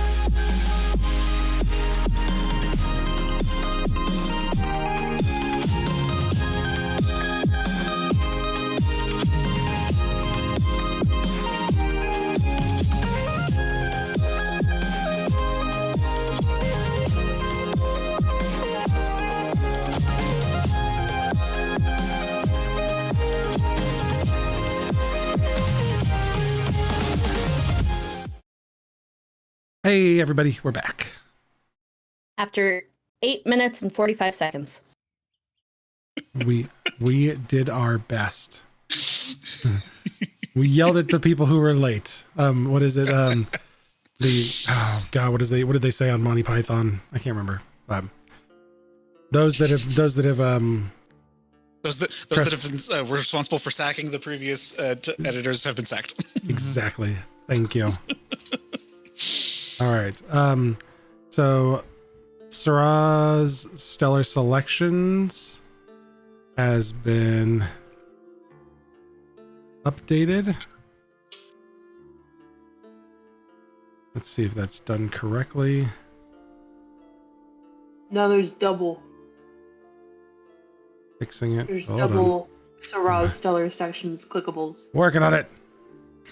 Oh, I see now. Straw. That's the bad one. That's the one I don't want. Boom. Whatever will be, will be. Delete that. Done. Okay, that one does have the list of stuff in it, so you can shop through there. And that actually has the correctly priced and leveled list of stuff, because there's no reason that a level 4 village should have level 22 magical items. 22? Yeah, it had some very high stuff. It was weird. Beg your fucking pardon? What? Yeah. 22? I was like, why is there something that costs like 18,000 gold in this shop? Man, Sarah's been busy. You know she has. She is the like quintessential level 20 retired adventurer who just moves to a small town. The feedback was received. Stream, we're going to find new music for intro and break songs. So we are going to work on that. This is what we get when DM needs to find something last minute and it goes quickly. Okay, so because we were late, I couldn't tell you guys off stream, so we're going to tell you guys live on stream. Because we're in a downtime research phase now, unless you specifically say, I want to zoom in on this, we're going to move at downtime pace now, which is a roll per day. And it's going to get to move a lot quicker. So we're going to knock this research out quicker, unless you want to zoom in and RP something and find out a little bit more. We know where you're going. We know what you're researching. You'll find more stuff out, and we got our research steps going. And we'll be able to just go off that. So 8 a.m. the next day on the 33rd. We're just going to go top of the list and straight back down here. Rio, still working in the shop? Yep. All right. I want to get my construct kind of figured out. Make sure you guys take a long rest if you have not taken one already. You get a long rest for downtime.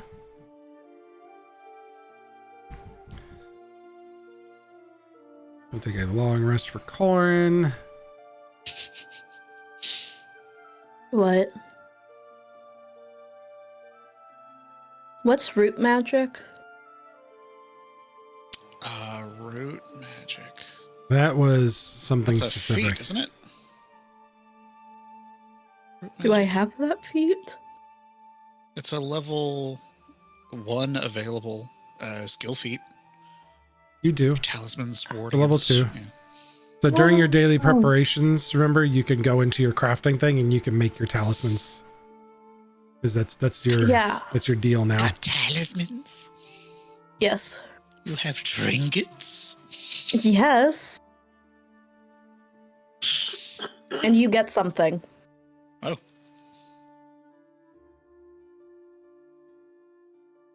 So you get root magic against you. Yay. I don't know if it's on Cypher, so we'll put it on Cypher really quick. It says that it's on Cypher. Yeah. Doesn't see it. Where is it? It's on the side. It says Veil Ferocious. You gain a circumstance bonus to save throw against a spell or haunt. Cool. It didn't go to Cypher the token. I don't know why, but it's just saying there that it looks like it's giving it to you. Let's make sure it's not in your inventory. I don't think so. Nope, does not look like it. Checking the backpack. Nope. All right. It's not in my feats either, so yeah. Yep, it's just an effect. But because it pops up in chat, I can just drag that effect to Cypher and it's good to go. Heck. Awesome. All right. So going down the list, next day as you guys are working through, same thing for you. Almost said Jaeger. Working in the shop. Actually, we're going to say working 9 to 5. What a way to make living. So How there's engaged you your know. Stop it. there's your crafting prompt for the day. You earn 3 silver a day. It's successful, and you are automatically succeeding. So, or you get a silver and a half because you're doing the exchange with him. So earn your silver and a half. Aaron, are you just enjoying the festival and hanging out in town, or are you gonna join up with somebody to help out? Because Greeble has got a little bit of information. The other group of 3 has a bit of information. Are you gonna pair up with anybody for the day? Well, I'm looking at what you updated the shop with, and now I kind of want to make a selection. Yeah, if you want to shop from there, the nice thing is with the currency and the way the shop works, you can just say you're gonna buy something off there, and you should be able to click to purchase it. Question. Yeah. There's this really cool thing called a Gamtu hat that is set at 0 gold pieces. Can I have that? That's incorrect. Free! Can I That is have that? Can I have that for the 0 gold? I would love No. to Can I take have that invisibility over for free, please? Gamtu hat is Oh, not this free. doesn't have a price tag on it. I guess it's free then. Yeah. $3.99. We're those Doesn't have a people. price, but it has a reflex save. You gotta snatch it. Cool with that. I mean, everything is free with a 5-finger discount. Yep. So that I gotta refresh my memory on how shields work. You raise them. Yeah. It's like the hardness thing I don't entirely remember. It has its own like AC, and then it takes damage. Okay, and that damage subtracts from the damage you would have taken? Yeah, so it goes straight to your shield, and then once your shield gets down to 0, it breaks, and you have somebody to repair it. Oh. Could you do that? Yep. yes, he can. And I can probably, I think it's next level. Do it in combat. Oh, shit. Oh no, my shield's broken. No, it's not. Yeah, that is a very strong level 5 magic item. That is not 0 gold. Damn. In the system here, but I don't know why it's not anywhere else. Yeah. That's crazy. I'm gonna throw a price on it here. It says here that thievery is a +8, and I'm trained in it. Look, 350 gold. That's the price of it. Oh my god! Yeah. What would the AC be on that guy if I wanted to 5-finger discount it? Jail. Jail. Yeah. Yeah. Yeah. You wouldn't do that to Sarah, would you? She wouldn't know. She wouldn't be none the wiser. Tricky Not with mythic little- proficiency. All right. Yeah. Oh, So it there's could be slippery. no 5-finger discount available there, unfortunately. Is there anything in the shop that you Damn did want to pick up though, or you want to just keep shopping for the day? Well, the alchemist fire looks kind of handy. So you The can. chilled fire noodles looks kind of handy. The nice thing about that shop being all set up like that for you is you can just shop. The prices are set, so I'm gonna leave you to shopping so we can roll some of the other checks for the day and we can move through the Yeah. research encounter. For buying stuff, you just drag it over and it subtracts the money, right? I believe so, yes. Okay. And if it doesn't work, let me know and we'll fix it. But it should say that you purchased it. Got it. Oh yeah, look at that. It says you took it. Did it take money from you? Yeah, I dragged it over. Does it not automatically take money? Nope. We're going to figure this out. I can't see from your guys' side. So, oh, it's because it's set to loot. Oop, there, now it's a merchant. My bad. All right, one second. Let me put this back over here. I moved it. Dang it. That didn't work either because you sold it. Here, I'll minus No, 3 gold coins. nope, because that's not the right amount of gold. Don't do that. Don't touch. No touching. Can't handle it. But Not it was touching. 3. It said 3 gold. No touchy. And then you sell it for half. Oh, so minus 1.5 gold. I got it. There. Okay, cool. You do that. You do are that. at the correct amount now. Now you should be able to Let me check the filters. Yep. Purchase rate is half. Sell rate is I just full. want some noodles. Now you should be able to buy it. Now, do me the favor. Do me the favor. Motto There I you live my go. life by. You sold them Just to want them. noodles. Your money went down. All is right in the world. This is what happens when I don't accidentally set things as I set it as loot and not a merchant. My bad. Cool. So I'm good to buy anything else I want. Yep, as long as you got the cash for it. Cool. All right, Greeble, continuing to work with Mother Kelleth and her daughter. I'm assuming as you guys are digging through some of the old druid or her niece. Yeah, not her daughter, her niece. Sorry, I said mother and then I said daughter, but her niece. As you guys are going through the notes, they will be able to help you a little bit more today, so they'll provide input as well, and they'll give you an additional point of success as you're researching. Because they found some stuff. So on day 2, everybody who succeeds is going to get an extra point from assistance. So go ahead and give me either nature, medicine, or occultism, or any other check you think is like important / relevant.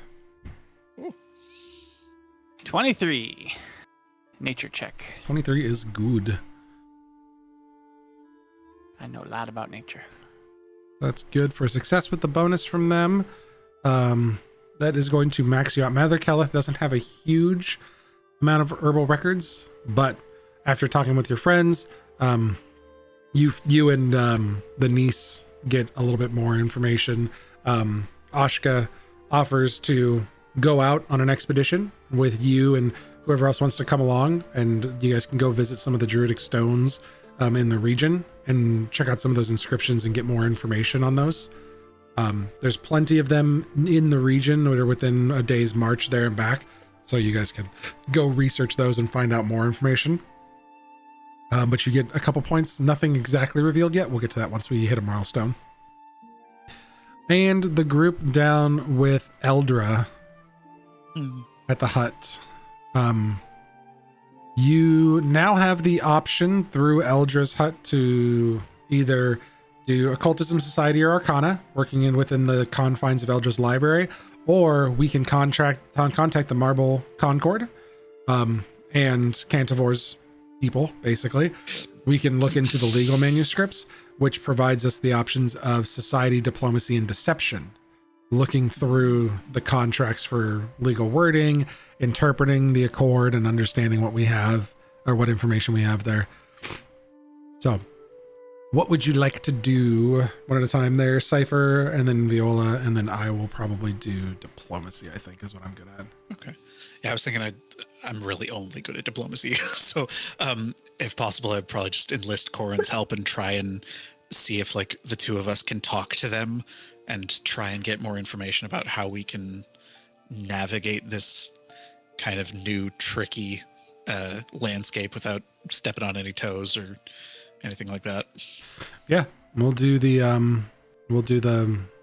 legalese work, and the two of us can put our heads together and try to work on the diplomacy side of things. All right, Okay. We'll go ahead and make those checks. While Viola, what are you going to research today? What were the other options that weren't diplomacy? Because that was the only one I heard. Your other non-diplomacy. Oh my gosh, I am absolutely mythically God damn. rolling that. Your options besides diplomacy are occultism, society, arcana, or deception.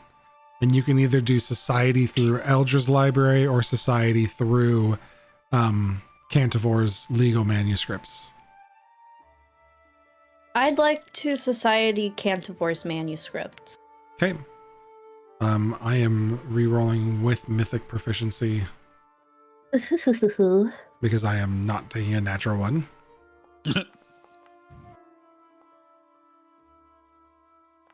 I did not get my +8 for some reason, so that's a 24. And then we do get a bonus point for working through things today from Eldra's assistance. So the good news is we don't piss off anybody at the Marble Concord. They're willing to help us. We work on interpreting Bernard's Accord today, revealing more like of what Cantivore was talking about. There is a current claim that the Mistwood Masquerade holds over Dunscape, and according to what they have, things look correct on there. But there are some legal contradictions in the wording that Cypher and Corin discover that suggests that there may be a loophole available for us to exploit. What we learned today as we're working through this is that the masquerade moves across Brathalin, and its members don't view time like mortals of the sheltered plane do. However,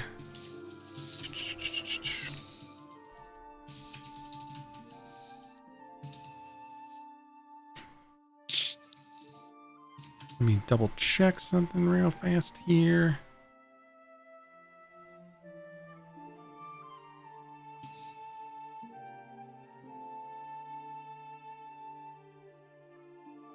Missing my person, sorry.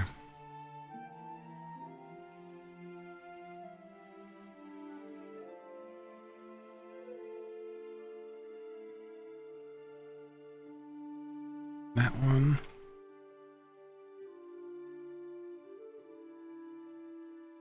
You go. Oh, there you are. Sorry, I was missing my person.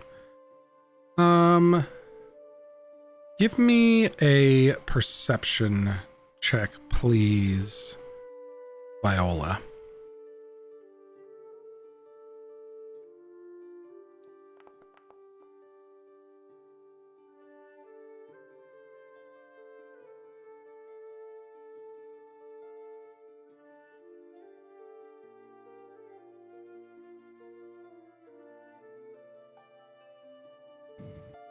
I'm working on it, boss. Yep, you're fine.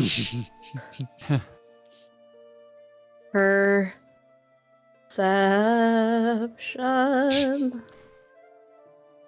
should be an encounter or exploration, but it should be an encounter, and I'm looking for it, and I just see in your character sheets. It's right above initiative. There's a little dice underneath armor class on the left hand side. Perception. Thank you. It should be, yeah, it should give you your bonus there. See, I clicked on the initiative, but not on the perception. I knew that it was close by. You gotta have a good perception to see it. Yeah. almost Sarah has tripped a over really that joke. bad perception. Yeah.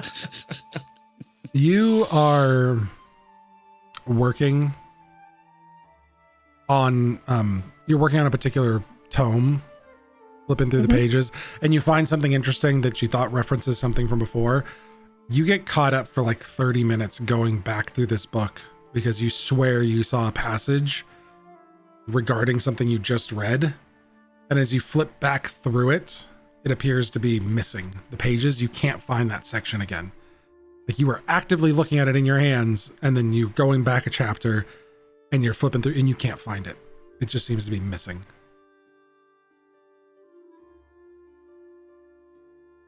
That kind of ties you up for a little bit of the day as we are moving through at a daily rate at this point. We did earn some more information, and skipping ahead to our third day here.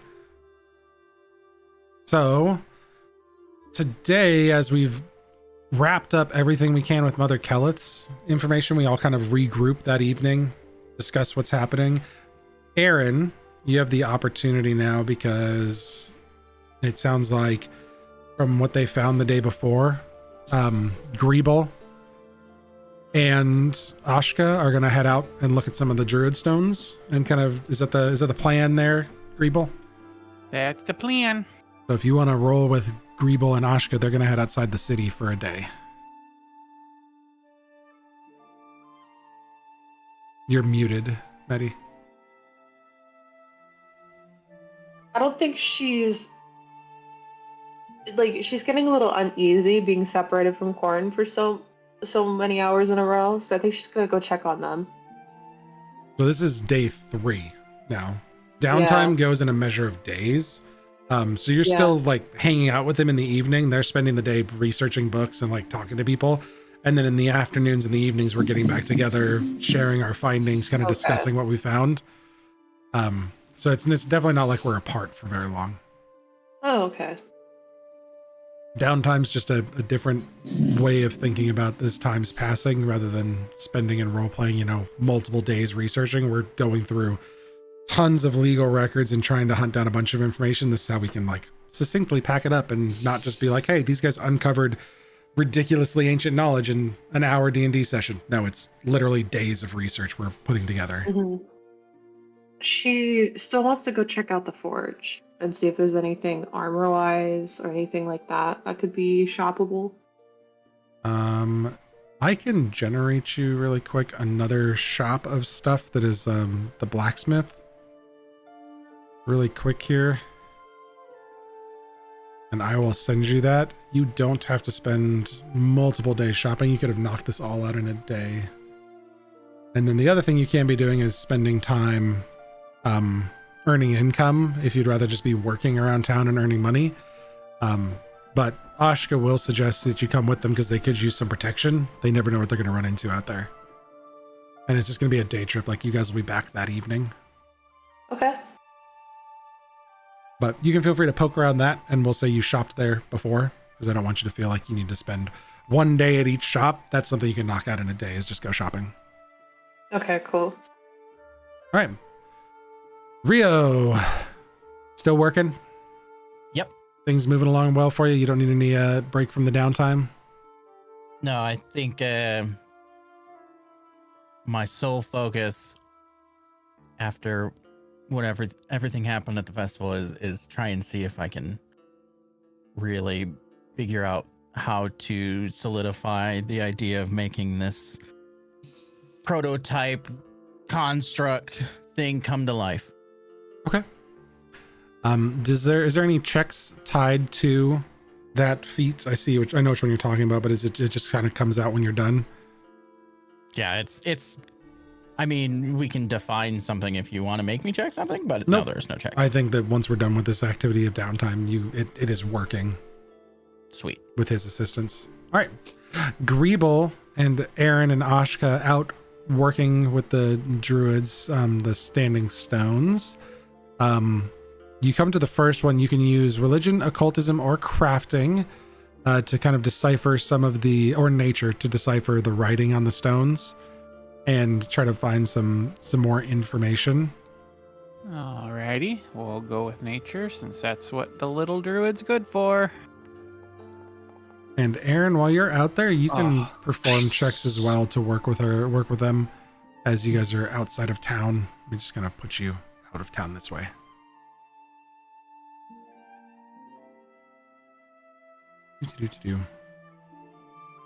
So while they're researching, you can assist with that as well. Worse than critical failure, you might hurt something, but it's really difficult to, you know, you could critically fail, but you got religion, occultism, crafting, or nature that you could jump in with if you wanted to. Those are all plus zeros. Okay, so you're not good with any of those. But you, so what we could do for you then is being a lookout if you want to keep an eye out for danger while you're scouting around, kind of keeping them protected. Go ahead and just give me a straight perception check while you're looking around. Okay. Greeble got yours. Why do I do just Inside perception? your character sheet, or if you have the HUD, if you look at the bottom left, if you've got the HUD, it's the blue eyeball. You can just click that and it'll roll it.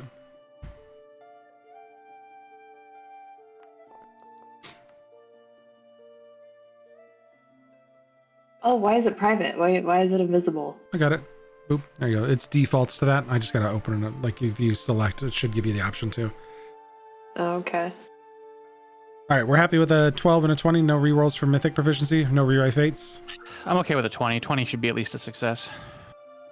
If you rewrite fate, it gives you +8 when you do the roll. Okay, I'll do it. You haven't used one yet, so I'm encouraging it. Okay. It's what, 3 per session?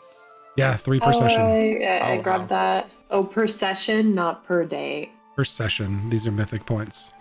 So go ahead and just roll a perception check. And when the box comes up, there's a circumstance thing. You can hit 8 and just click add, and it'll add a +8 circumstance bonus to your perception check.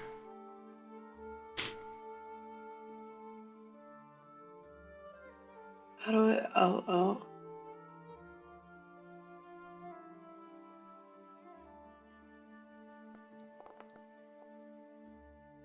Oh, damn. That's helpful. Nice. Nice.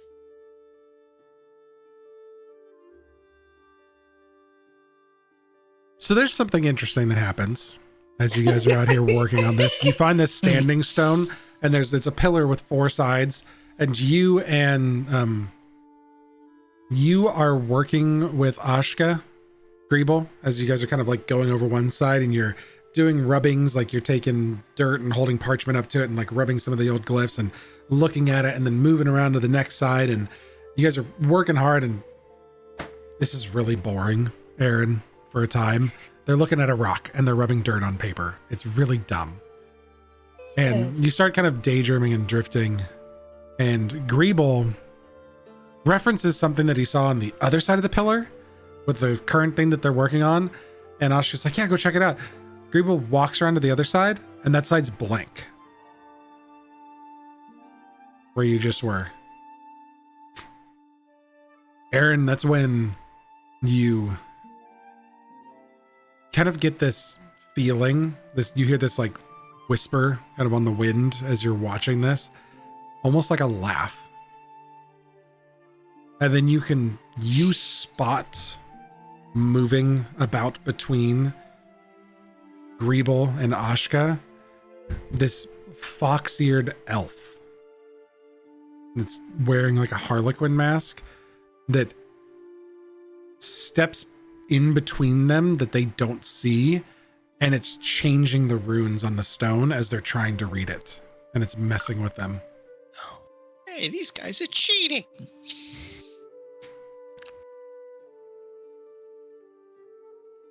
But you have the opportunity to try to grab this little shit as it's fucking with your guys' research actively. Yeah. I'm gonna say that she is almost thinking, like, really in her head, oh, I've lost it. Oh, I've cracked. Today's the day. I'm just seeing shit now. And so she's just wide-eyed and is like, just like, I don't know. You ever see like a cat get like really shocked by something it's never seen before, and then immediately goes into like hunter mode, like and like that kind of thing. That's her reaction to it. She's immediately like wide-eyed, like and then like the instincts take over, and then she immediately wants to just kind of like pounce and like grab it. Yeah. What do I do? If you want to grab it, yeah, you can attempt to grab it. Absolutely. That's a grapple check. So you're going to attempt to grab it with an athletics check against its fortitude DC. So just make an athletics check. Okay. Fuck it up. Athletics check? Yep.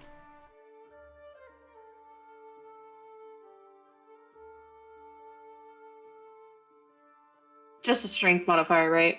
It should be on your sheet there. Yeah, it's just your athletics is your strength modifier.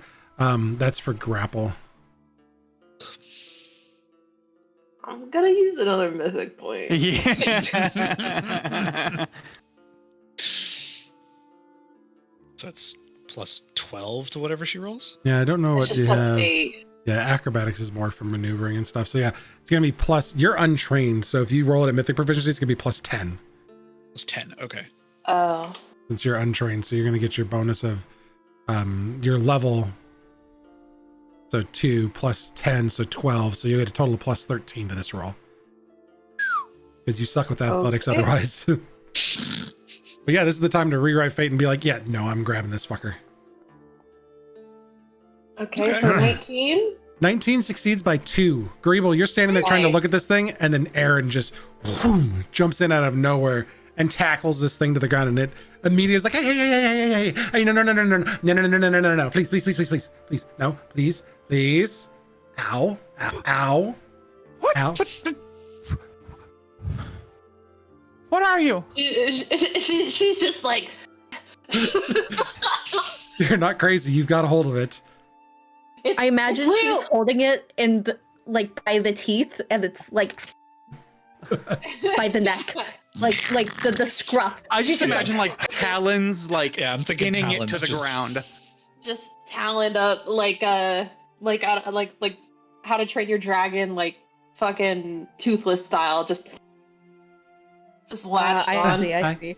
Hi, friends. Hi. Hi. How are you? Hi. What? Wait, Rio. what's going on? Real.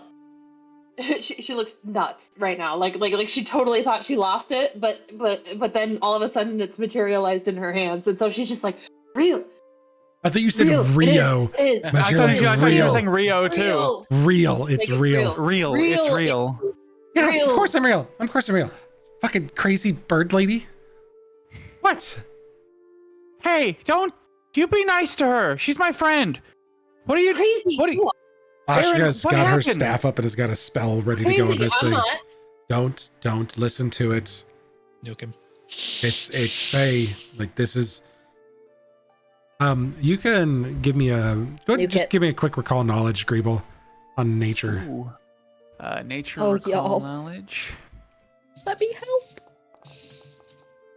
That's pretty good. It'd be a 27. Damn. Runes. The runes. Changing So them. you know, They were. so this is a chaotic Fey trickster. Some of the readings you were doing, this would be something.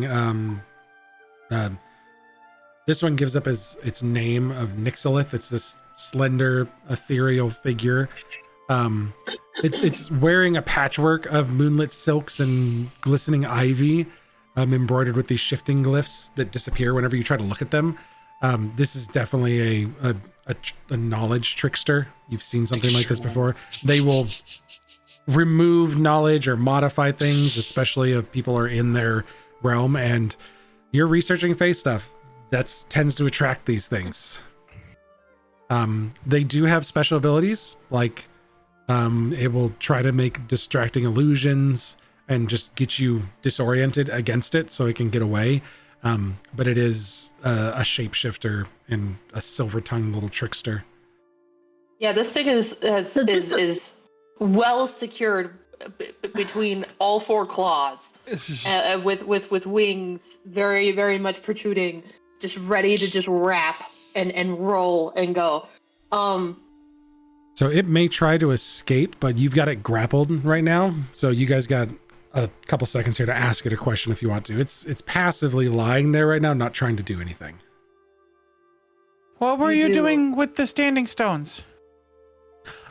Just borrowing the words for a little bit. I just wanted to know what it said, Fix. so I just needed to take them and borrow them for a little bit.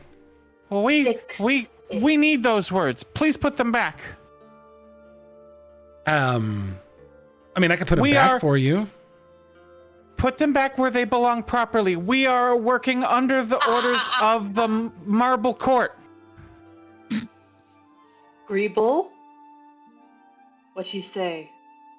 No, Be careful. the Marble Court is like the law. They have to. I know Fae are tricksters, but they still have to follow their own laws. Aaron's going to turn to this Fae and say,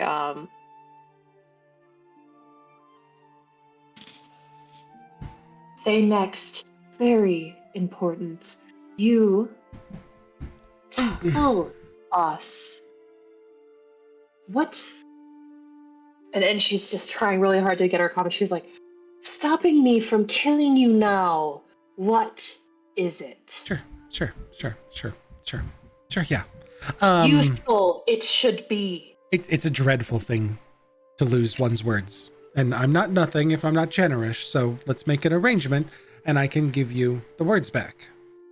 I can put back the words you lost, just like they were. The words are curious things. So to take one's to give another. So we'll play a little game of balance. Okay? No games. No. Well, I can give you the words back, but I need something in return. I need the words. They're for me too. Why? Why? It's what Wait, I can give you a fun word I learned. Preble. And she just looks at him like, don't. No, Please. it's fun. It's a word that I learned from Rio. you Oh. you lose the grapple as it shifts into mist and like steps up next to Greeble. So we can make an exchange. Okay, you I put the will- words back. I'll put And the I words will- back. I'll tell you the word I learned.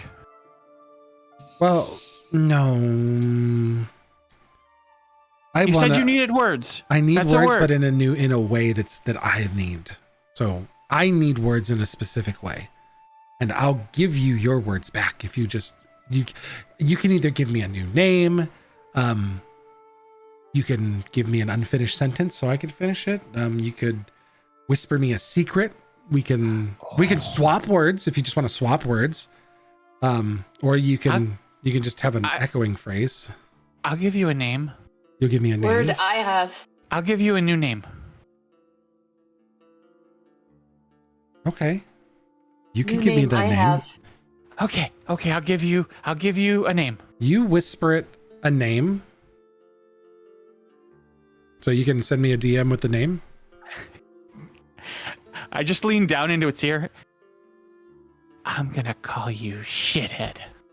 Oh, that was what I was gonna do. Nixilith plucks the words from the air and then returns the other ones with a flourish. Okay. That's a good name. Yeah. Yeah, it is. Yeah. Petite. Should be, yeah. You just see Aaron just be like, yeah, yeah, like in the background, yeah. That's an important name I learned. Rio taught me. He's my good friend.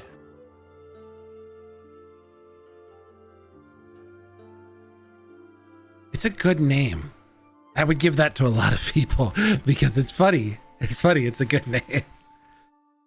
I would definitely share that and call people that name frequently. It gets under their skin. It's a good name. But yeah, an agreement is an agreement. Yeah. And the words return to the stone.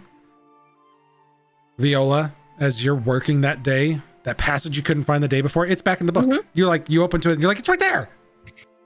God dog it! Agavita's purple titties! God dog it! Venus purple titty.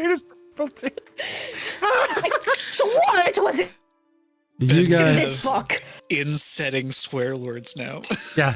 Sarah was We made it. Sarah was checking with me last week to make sure she's like, is this canon works? And I'm like, it does now. Sure, go for it.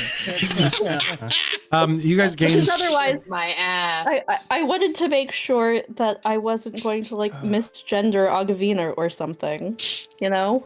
you guys gained 60 experience. Woo! And Greeble made a deal with the Fae. Nixilith leaves It's a shithead. and Shithead leaves. Nixilith asked you for a new name. You offered a name of your own choosing, but it's only known to Nixilith, so Aaron didn't overhear it, Ashka didn't overhear it, you whispered it to him. And you've been encouraged to call people shithead as often as possible because it's just a great name. Oh god. But you do earn 60 experience for capturing and subverting Nixilith's original intentions, which was to steal your guys' words as you were researching. And you gain some research points for reading through what you found out there. So I will get you guys more information in a bit once we go to our other folks that are still working in the south there. Here it That's is. us. Anti-Fae. We're all going to come out of this arc of the campaign just fey racists. Fascists, if you will. Fascists, if you will. It's Yeah. really close to Just so fascist, long and as I it's don't not like fascist. it. I It don't It is like really, it. it is a razor thin. Yeah, I realize that. Don't like that anymore. Nope. All right. So again, Fascist. working with Eldra and Cantifor's manuscripts, occultism, society, arcana, diplomacy, or deception.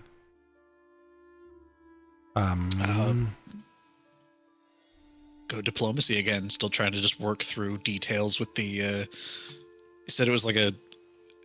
You said it was a silver bowl. Is it like a scrying pool kind of thing? kind of, but they open a passage for you to get to them. Got it. So you Okay. can. She refuses to go near it. Like That's fair. Eldra is like, fuck everything about that. I'm not going over there. Please put she convinces them to put the passage outside in a tree the next day because she doesn't want it in her house again.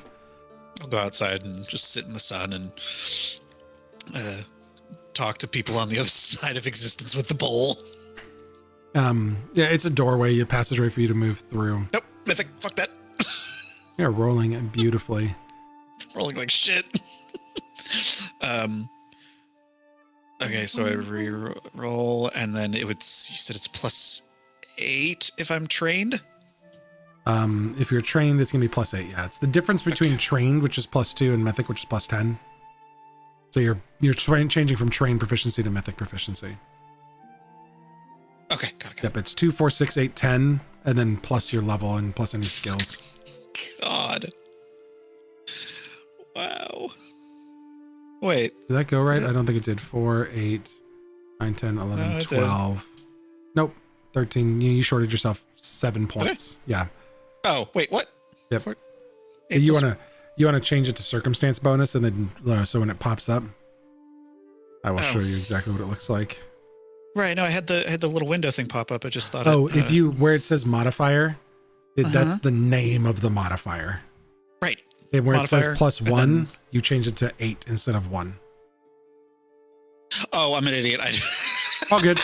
All good. I put 8 as the name for the modifier. Yes. Okay. So it's 20 then. I will also, Corin will work on diplomacy with you as well. Ooh, 23 without having to use pop that out, without having to use a point. And then Viola, Corin will give you a set of manuscripts. Yes. Legal contradictions, loopholes, not my native tongue. You seem better.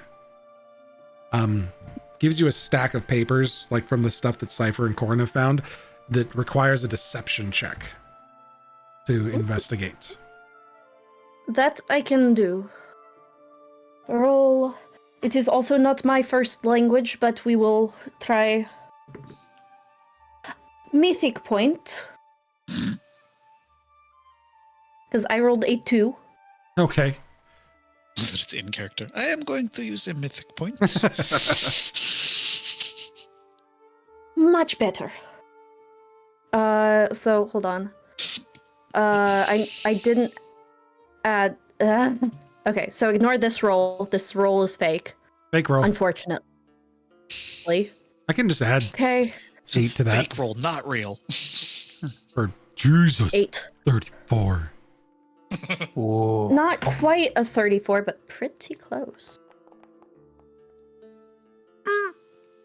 Wait, where's the? I should have the. I didn't. You have to it click, didn't add in the yeah, plus. you have to click add. You can't just type it. You have to click add at the end of the line, and then it adds it to the list. So, anyways, add 8 to that. It's 32. Plus 2 for 19. It's a 32. Yeah. So 32 for deception. Really good still. Worth a critical success. Yeah, let's go.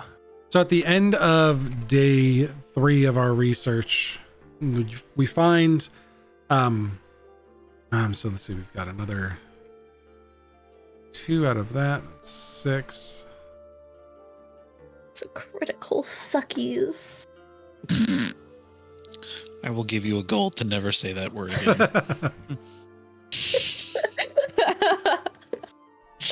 What have you? Never utter that sentence in my presence again. What, don't you want to know the key to suckies? So you find in the loophole there's legal contradictions absolutely throughout this, suggesting that there might be a loophole in the original accord. Between the group, we also find that Bernard's accord, according to the druids, contained a contingency clause, suggesting that possibly under certain conditions, the Fae might be required to negotiate. However, we haven't found exactly what those conditions are yet, but there may be something that we can force them to negotiate with us as a result of this. So there are still other standing stones to investigate. We can go work through those still. This is one that you guys kind of... Oh, there's a bunch of really loud squeaky noises coming from Nate's mic. Yeah, sorry. Someone's car going up the hill. Yeah, it's some piece of shit beater next door that just like takes 15 minutes to start every time he fires it up. Fucking hate that car so much. Brutal. So, what was the crit success? Is that there was just a bunch of contradictions? That gives you, it gives you 2 points, and we earned enough to learn that there is we haven't found the exact verbiage yet, but there was a contingency clause in the original accord. So it may be on Bernard's bones themselves, but we may be able to force them to negotiate. All right. Okay. Next day then. And also, if folks are sitting outside, Viola would 100% be sitting outside with people instead of inside of the witch's hut. Day 3, we're all outside reading books, sitting in the sunlight. In the garden, reading books. We have the book nerds and then the other people. So make sure you take a long rest, especially if you're missing hit points, because you do regenerate hit points over long rests. It's part of the reason we used lots of downtime. Because we're coming up on the end of stream 2, and we've been here doing a lot of research, and we did stop that guy. Everybody gained a mythic point back. That was a mythic milestone, stopping that creature from interfering with the research. Woo. And we know that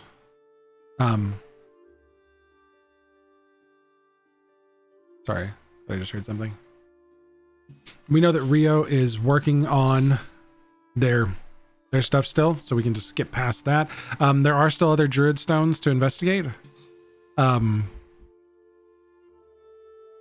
After kind of hearing about what happened out there, I think Corin might take a break from working with Cantivor's stuff and Eldra's, and go out with the group for the druid crew and just kind of go help out there for a day, just in case some more weird shit pops off. Aaron is most definitely going to go find Rio after making a discovery. Oh, Rio is AFK, so we'll start back with the people with Eldra. Yeah. So we are on day 3 of our research, the 35th now. Day 4. Day 4. Day 4, yeah, we did do some research that evening. So day 4 of our research, you guys can still do in Eldra's place, Occultism, Society, Arcana. Cantivor's stuff, you can do Society, Diplomacy, or Deception. I'll let you guys just roll a quick check if you'd like to. Yeah, I'll go to diplomacy. Okay, I want to try and like hone in on what that contingency might be. Okay. And like what the... God damn, dude. Fuck that. Roll it again. I'm going to do it right this time. Add. Hell yeah. Boom. Get fucked. Damn. 35. 35. Get fucked. Critical. What Mythic is. It's what it's for. What are you working really on, Maximiel? Ooh. I know. I said it. Ooh. I looked at Sarah's face and I said Maximiel. Viola. I'd like to do an Arcana check. I spent a mythic point, but I again forgot to press the add button, so that 16 should be a 24. Okay. So what Mythic is used for right now is rewrite fate. So it's only triggers after you roll a check and you don't like the result of it. Yeah, I did. I rolled. I did not like the result, so I re-rolled. Oh, okay. Okay, gotcha. So that just is missing. Sorry, because you have physical dice. I'm sorry. I didn't see 2 rolls. No worries. So Gotcha, an I additional see. 8, 24, and then a 35. That is 3 total successes from you guys. We're just going to mark that off. No, but what sucks is that I first rolled a 7, and I was like, that's really bad. I don't want to just roll a 7. So then I re-rolled, and I rolled a 7 again. Nice. Ooh. So, nice mythic point use. That happens. It happens. Yeah. All right. We will have Aaron and Rio do their thing before Aaron leaves. But let's go ahead and roll our checks out there. I know Josh got pulled away for a phone call. So we are out with the druid stone stuff. You can do religion, occultism, or crafting again, and Aaron's kind of keeping an eye out for us, I'm assuming. Yeah. So I will jump in and help out with Corin for religion. Yeah, religion. Nature was supposed to be one of those, right? You And just nature, didn't sorry. Yep, say it? nature. Okay, yeah, I was gonna say. What can little mushroom boy do if not nature? Yep, nature's his deal. Oh, he's gonna mythic reroll is what he's gonna do because that's a terrible roll. I got a 20 on mine. Let's try that again. That's a +6 bonus you said for me Yep, because I'm an you're expert already. Correct. Yep. That's much better. That That's is a much 26. better. Ooh, that's a crit. Just enough for it to be a Yay! crit. Woo, crit, crit, crit. Yeah, mythic. All we do is crit. I mean, what Mythic's good for? All we do is crit, crit, crit, no matter No matter what.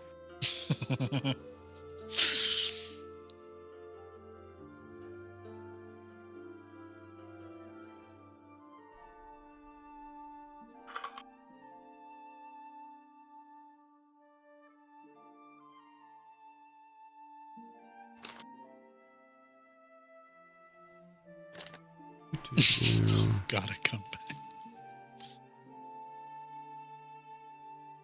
Wrong person. That was Zach. I was gonna Oh, say. wrong one. Why am I Wrong being? one. Why am I being tagged? What? Why am I being summoned? I'm right here. Just say you need me. I'll be here.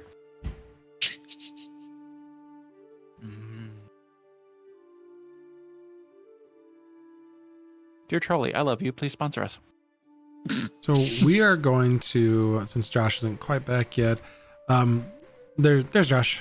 Oh, where's Josh? The speed of the devil. Is it- Aaron, you wanted to share a discovery with Rio before we went Josh, you're out muted. and researched. Yes. So Erin has meandered her way over to the forge in the front part of the shop where you can shop, and she has discovered that for 25 gold pieces, you could get yourself a shield called the Exploding Shield, which, when triggered, it is destroyed, explodes outwards, deals 46 piercing damage to each creature in a 15-foot cone with a DC 19 reflex save. And that just seemed really on the nose. That just seemed so Rio coded. So This she shield with immediately C4 is on the like, outside. she's immediately like, the elf. I gotta find the elf. Ah, but which one?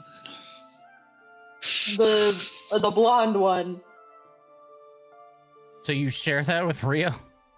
Yeah, she's gonna be like, I think she's gonna notice that Rio's in the shop and it's just like, just totally like get like unaware of societal norms that you don't go into the back of shops unless you're working there. Like she sees you like out of the corner of her eye and just walks into the back of the shop and is like, Rio, did you shield? Here. For you, it's like it was made. Just slowly putting a blanket over this draped humanoid robot thing. Hey, they let you back here? I mean, you need a shield? For you. And she shows the shield and she's like, exploding shield, it is. I need an exploding shield? Shield, you said needed other day. Remember? Sure. Yeah. I mean, I do need a shield. I don't need one that explodes. Exploding, you are exploding. So, shield exploding. Perfect for you. And then she just kind of like holds it out for you to take. Did you buy this? No. It's in the shop you guys are in. You should buy this. You should. I don't have the money to buy this. Very, very helpful it'll be. 25 gold it is. Yeah, I don't have that. Oh. Only one who works. Thought lots of money you have, I thought. Why do you think I'm working? Cause money you like. I do. Yeah, I do like. I think you like it too. Yes. This is a Yeah. fucking disaster. Money we don't have. Money. How much you have? Oh, like goes for his little coin pouch and shuffles through it.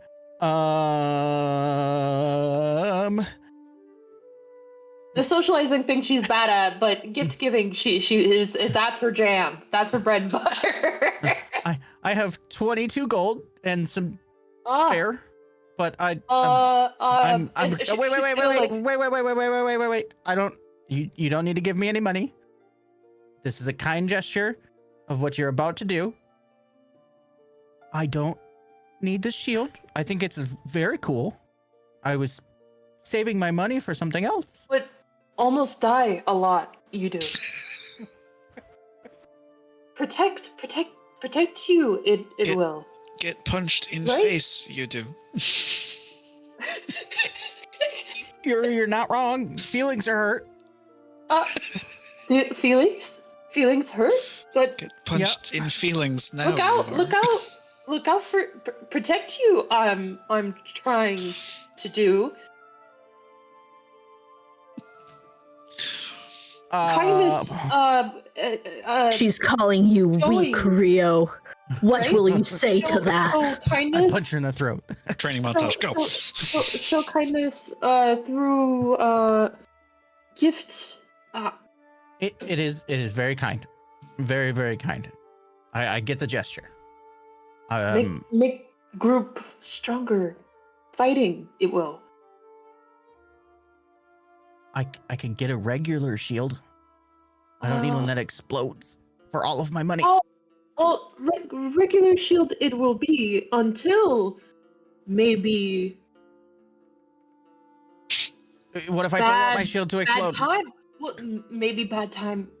Good use for shield, right? Regular shield it will be. Then bad time. Bad time happens. You will have shield to float like arms. Yes. She's smiling because she's smiling because she thinks that you understand each other now. I'll just lower the shield down and like put it down. Maybe Oh, I will get a different shield. This one is very nice. But if you understand money, if you spend all of your money on one thing, then you don't have money to spend on other things that you need for like travel or like living or like anything else that you want to spend your money on. Being alive. oh, Some of us have to pay rent, Aaron. correct. You are correct. I'll just couch bombing it. And although I could take your money and you could help pay for this, but then I owe you a debt that I'd have to pay off. No, Yeah, that's how I work. no, not how this will work. Well, then I would have to get you a gift at some point. Well, yeah, friends like that they are. Friends? You just call me a friend? Yes. He gives you a humongous bear hug.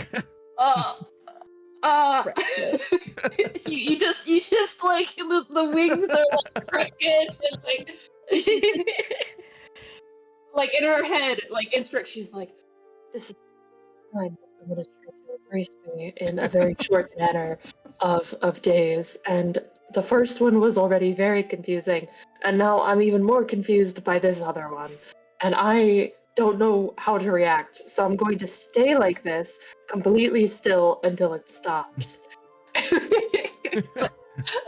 Like that's just all It's the an awkward movie. amount of time. That's just she's just frozen, completely frozen, just locks up. See, now that was a gift. You're my friend too. Gifts. What was? What you just said. We're friends. Words? It's a great words gift. Can, Yes. Words. Gifts they can be? Wait, Absolutely. What? No, not adequate. It is not. Words. Only words. Shield. Save life. Words can save lives. Oh. Duck. Oh, haha. See? She's just gonna like.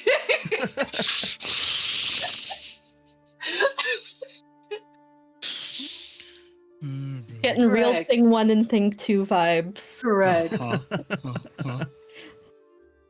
So she's just gonna nod very approvingly. She's gonna be like this guy's onto something. He really like should write a book. Like just in her head. Listen, I've given it some thought. I do need a shield. But I would rather not spend this much on a very nice shield. Oh. Maybe we could shop around a little bit. Help me make some. Maybe give me some design inspirations. I can even improve one, maybe. Make shield? You Yeah. make I'll just things you make? point back to the like hundreds of blades that I've been working on over the week. Those.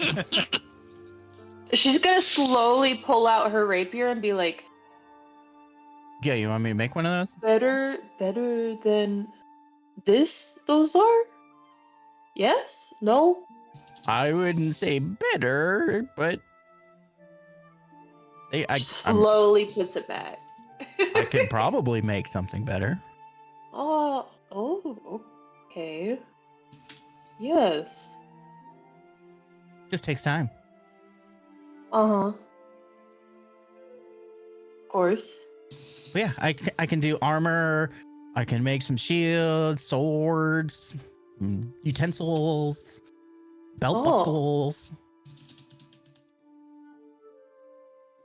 Belt buckle. Okay, we're getting into the territory where it might be a little confusing. You have metal. You want it shaped into something or made a purpose of that metal. I'm your guy. I can do that. Yes. Good. Idea good. And she's just gonna kind of like wander and just start touching things. Oh wait, hey, I might get in trouble. like Chris starts grabbing the cloth that's covering the comments. Were you Just touch everything. What the fuck? You don't work here. was Aaron going back out with the druids again and Corin to go search in the other stones? I think Yes. at that point the Ashka's gonna lean in, be like, Dude, we gotta go. we have quite a walk ahead of us. Do you need much more time with him? Oh no. Goal we shall do. Oh, okay. And then she turns to Rio and is like, jump, Faye. The last time. Do again, I will. And she does like a. You had heard about the fight with the Fae, as you guys you had heard about the fight with the Fae that night before, like when it actually happened. There is again time that you guys are all coming together. So yeah, she did say she's gonna fight him, but now she's gonna jump him again. And she's just like, reminding you that she's gonna scrap with this Fae if he shows up again. Yeah. Forget.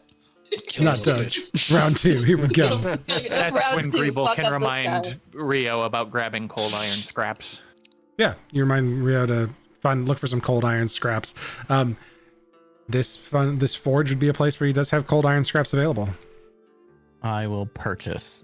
So a Cold cold iron. iron ingot is 100 gold pieces. I will not buy an ingot. It's we're not there. We're not that great. But We you just could, need you could like a get that some big a chunk. You Yeah, could get a like a- chunk of cold iron a for coin. like you get a coin-sized chunk of cold iron for like 2 gold pieces because it is I was gonna say, expensive. isn't there an actual? Can I get one too?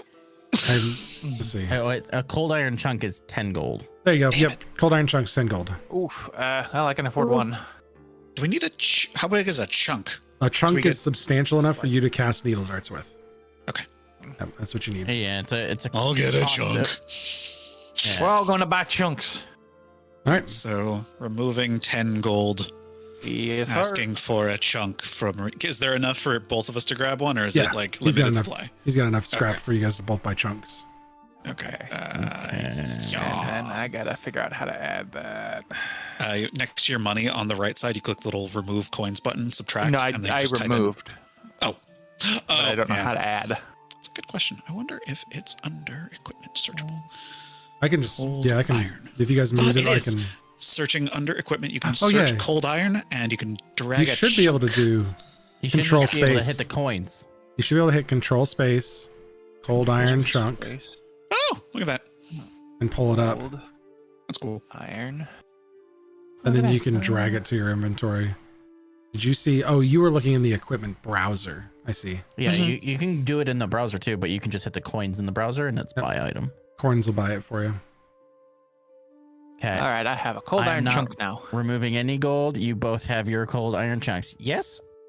You guys got Okay. your gold I paid bought for them you? on your behalf. Okay, We bought our chunks. you got your chunks of cold iron. That's good to have, especially when it's fair. Yay, What? Porrigan! Would the any way to fix that to say like a claw at the bottom of a cane or something? If you want the item to be of low grade cold iron to be made so you could get cold iron strikes, I believe it needs to be crafted with an ingot to be made into a cold iron version of a weapon. So let me double check like a cold iron. I have to double check weapons because there's like silvered weapons. Yeah, I'd want it to be like silvered but with cold iron. Or like just putting a chunk at the bottom so that I could whack someone with the bottom of it. I would need to circle back with you on that. Give me 1 second here. No frets. Yeah, it seems like it's all wrapped up in the grade of the item, but like, I don't. Yeah, it would be a low grade cold iron weapon that you'd be creating. Mm-hmm. At least 20 silver pieces of cold iron plus 2 silver pieces per bulk of the weapon. Yep, that's correct for a one or a light item. Yeah. So you would need at least 20 silver the pieces bulk of cold of the- iron plus 2 silver per bulk. Yeah, so the cold iron chunk is actually pretty big Oh, is it?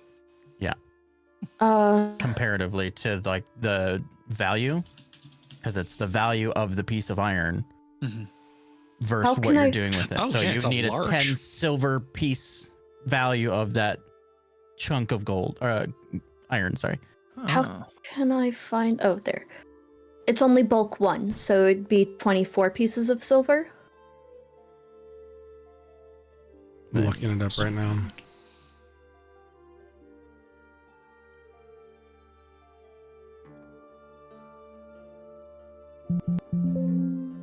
Trying to find the exact details on it because it's a special crafting.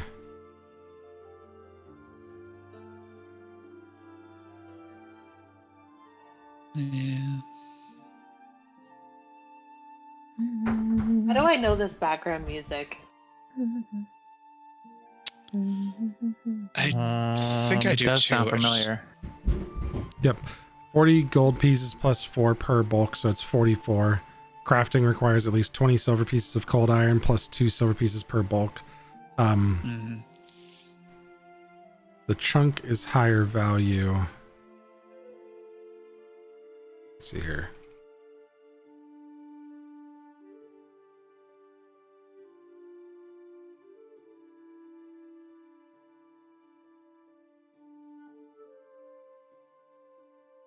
Yes, the suggestion for Pathfinder Society for needle darts is a chunk of the item. Okay. That's correct. And then for you to make it, Sarah, it's going to require you to purchase 20 silver pieces plus 2 per bulk of cold iron. So it's going to be 22 silver worth of cold iron. You can give it to him to craft it if you want him to craft it. And it's going to be, it's the cost of the item for him to make it. Rio could spend time working with him though to reduce that cost.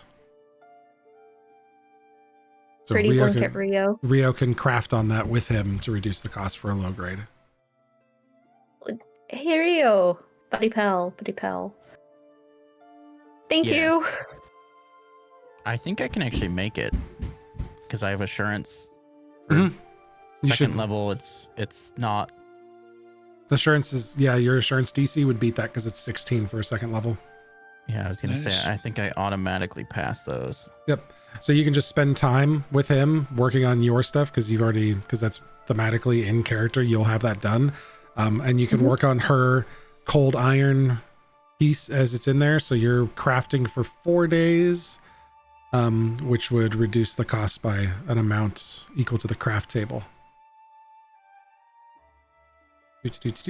Sorry, I'm just pulling this up quickly. There is advanced crafting rules that I like better. And if it's possible, I could, and Rio, let me know when you're working on my king because I can come in and help. Do whatever you need. Get you water even if you need that. Just anything I can do to help. Maybe just your insight if you want me to inscribe anything on it, make it look a certain way. We can work on that together. Oh, I like that. So for All she get around. crafting, you're trained, so you'll reduce the cost be down by a key. 3 silver pieces per day, I think. You spend 2 days of work setting it up, or 1 day if you don't have the formula, or 2 if you don't have it. So you spend the first 2 days. Your attempt will be successful, and then each day spent crafting reduces the material by an amount based on your proficiency rank. So 3 silver per day. So the first 2 days you would be working on the cane with it. It's a multi-day process to get it properly inlaid so you can use it, Viola. Mm-hmm. So 22 silver minus 3 silver per day that you continue to work on it. So Okay. right now you're down minus 6 silver. We're going into the next day, so take another 3 silver off of it, and then we'll get a total cost by the time we're done researching and crafting. Okay. That you can get this, and this will now it'll become cold iron. So I'll update that in your Yeah. character sheet once it's done, and we'll get a total price that you need to provide. Okay.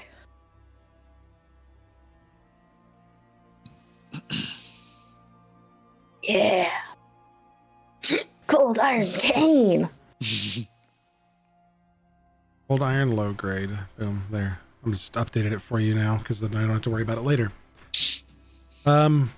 Yay, crafting. I love that. It's all in there and easy to run. Easy peasy. You just gotta spend some time working on it. Easy. I mean, as it's, I look through a 40-page Hey, document on listen. just crafting. listen, it's either this or I had to make it up on the spot. This is defined. Yeah, no, it's great. This is It's great. defined. I can just go through a list and it's done.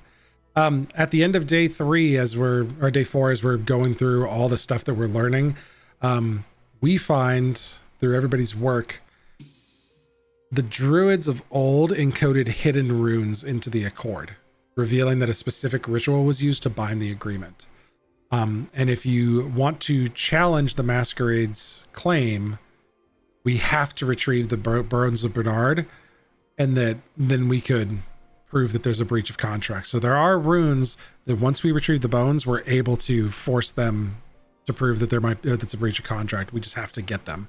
Didn't we know that already? We did. You did not know that there were encoded hidden runes to help them to bind the agreement. Okay. You guys have researched 21 of the maximum 30. It's up to you if you want to keep going. Right now, we haven't really figured out a way into Brethalin yet. I still Yeah. wanted to. So there's still figure out plenty of what the- research to do. Yeah, I still wanted to figure out what the specifics of that contingency clause were. Yep. That's the most difficult thing, and we got to get to 30 for that. Okay. And I'd like to know places that we can get into Brethalin. Okay. So I'm going to put out into chat here our places and what you can do. We're going to try to speed up these last few checks since we've done a bunch of these already. That one's completed. We have just a few checks we can do left at some of these places, and then we'll continue to work on them. The Druid Stones is the place where we can get the most. Each of those is requiring a day to like go out there and do stuff. Okay.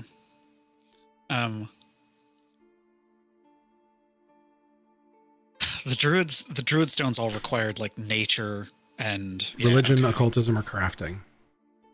I'll take a day and go out to the Druid Stones and try and see if I can figure out if there's anything Okay. occultism based that I might be able to help with. But Okay. well, actually, I Viola don't as know. well to do the occultism to see if she can find any other places.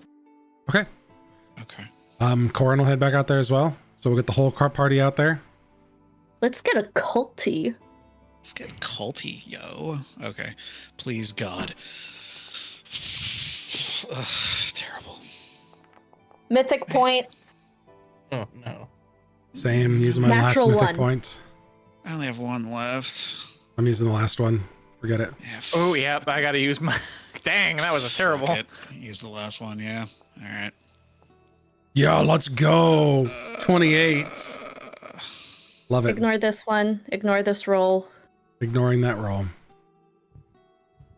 Okay. Re-rolling with That's Aaron? much better. Aaron, you still coming out and doing Jesus perception and kind of keeping an eye out for us? Okay. Oh my Yep. God. So this is my mythic roll. Oh. Yeah. Hey, 24. Oh, hey, that's Plus 24 is pursue good. elite, it's 25. With pursue elite, it's 25. Every Why plus- isn't the pursuit elite clicked? It wasn't It's in- 25. It might. It's if the so the problem is you can't have multiple circumstance bonuses. Pursue elite is a circumstance. You're technically not a circumstance. I just haven't figured out how to change the box to be mythic proficiency. It's a bit of a pain. I haven't figured Oh that out. yeah, yet. it's not actually a selectable thing. It's just up to I legendary. think you have. Yeah, you can't choose it in there, so I don't know how to do mythic proficiency on the rolls. But I'm gonna figure that out offline another time. So What did we I roll? have perception check. You got a 20. So we've got Nice. occultism for Corin is a critical success. Viola's 25, and that is an occultism check, is a success. So close. You were one away. 26 to get a 6 critical. Nature check from Greeble, 21, is a success. Cypher's occultism check is still a success. Wow. Okay. So we earned 5 or 6 there. Did you get the perception as well? I did. Or, well, I guess that's not towards research. It wasn't, unfortunately, there wasn't anything additional for research, but your success keep it up. against the scale, Ashka is going to contribute 1 more point. Just keeping that little fucker away from us. Yep, you're making sure he's not coming in and bugging us. We need 1 more day of research. Like you guys know, you're close to figuring out, and there's 1 more stone that Ashka can take us to. So Josh, knock off another 3 silver off the craft cost. So I we're could up just to picture 4 this little days. guy just like, I'm gonna get some more words today. And then he just sees Bird Woman, and she's just like,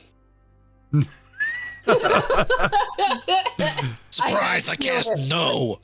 I feel him. I feel them. They're near, and he's just like, Nice. fuck that. I sense fuckery afoot.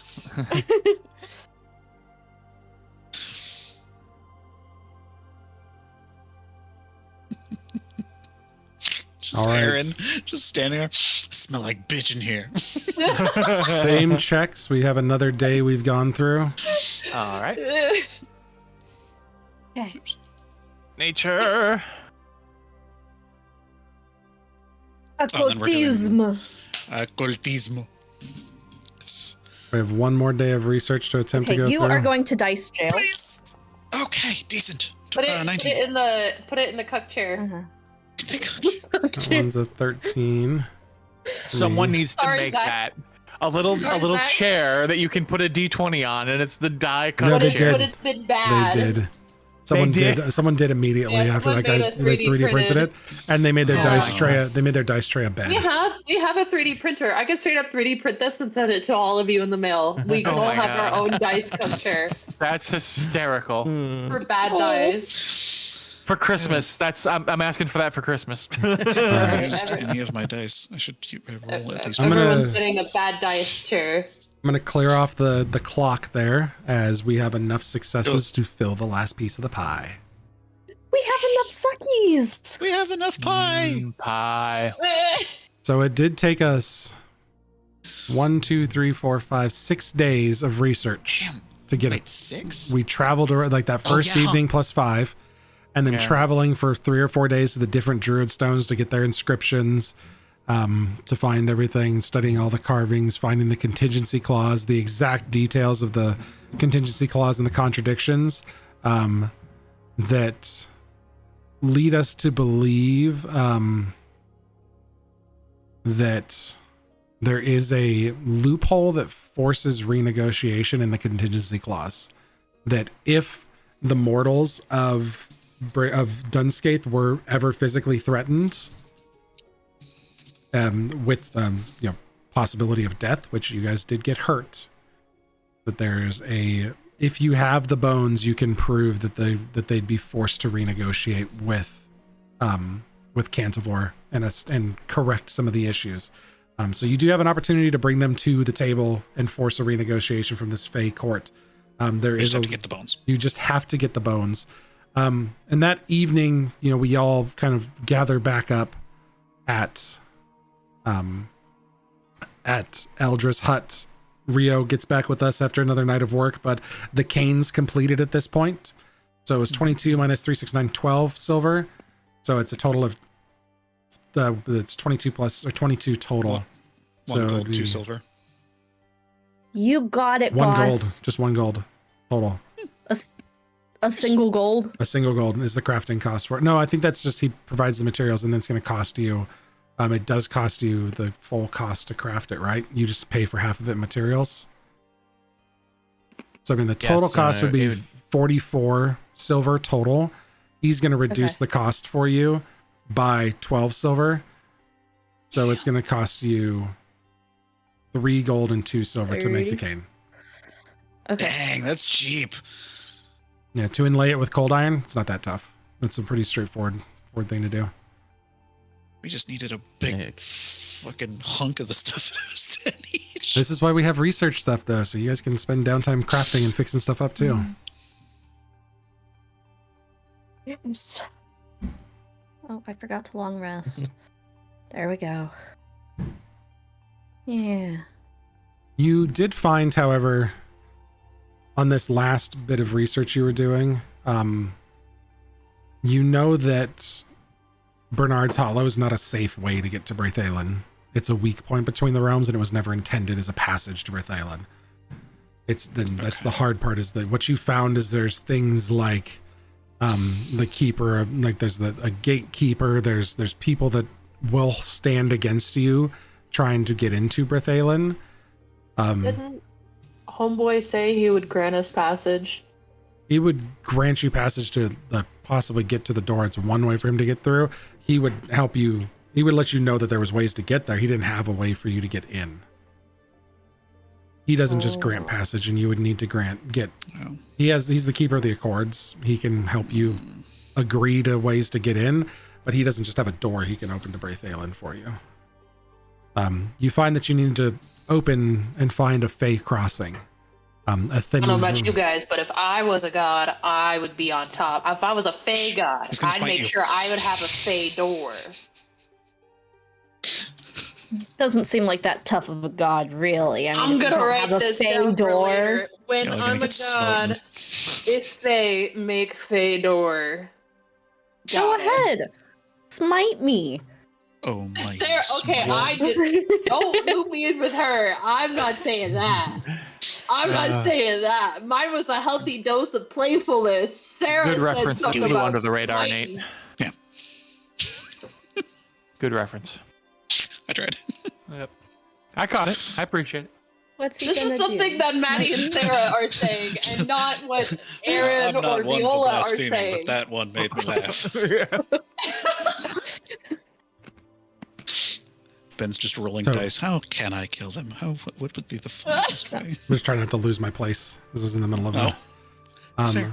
So you need to find a Fey crossing, a thin veil between the mortal world, between the sheltered plane and Braithalon.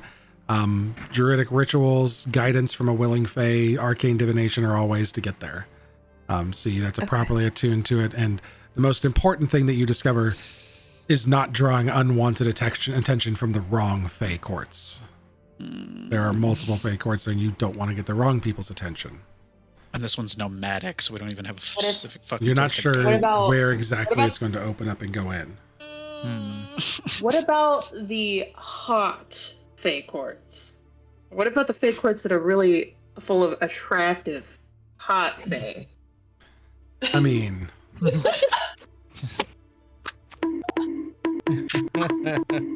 as you're all sitting around discussing what you can do, the night air outside of Eldra's carries the scent of, you know, that parchment and ink. You guys have all the books the last ones you were working on, all piled up around you, mingling with the crisp bite of the autumn air and the distant spice of the roast nuts and all the festival smells in town. You sit gathered around this weathered wooden table that Eldra had outside. Put a few more chairs up for you all to keep working. And it's kind of a place you guys have gathered at the end of the day before heading back into town as a group, talking about what you found for the day, beneath the twisting branches of an old oak tree. The lantern casting a soft glow over open books and scattered scrolls you've been working on. The Dunscaith Harvest Festival continues to hum in the distance. There's laughter, music. You can hear the clinking of mugs a world away from the quiet intensity of the research you guys have been involved in the last few days. The festival lights flicker against the sky like misplaced stars, yet here beneath this canopy of leaves, the shadows seem deeper, stretching unnaturally as the night wears on.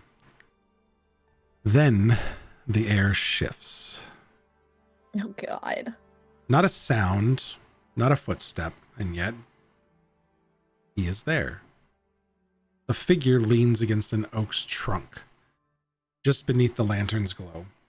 His presence is unassuming yet deniable, as if the world itself had simply decided to accommodate him.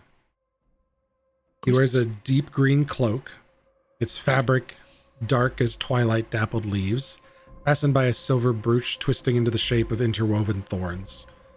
His boots are dry, though the evening air is damp with a touch of mist, and he has a walking cane of polished wood that rests easily in his gloved hands, held not for support, but like a punctuation mark to an unspoken sentence. And then he speaks. You dig through brittle words in search of something living. His voice is smooth, deliberate, each syllable tasting the weight of the air before settling into sentences. It's not an unfamiliar voice, not because you've heard it before, but because it feels like something that has always existed in the space between thoughts and dreams. Eldra Moonseye, seated near the head of this oval table, goes rigid. Her fingers tighten around the edges of an old parchment, her golden eyes flicker, and these violet eyes flickering gold with the lantern light look up in sudden realization. The movement is small, but those familiar with her recognize it for what it is. Fear.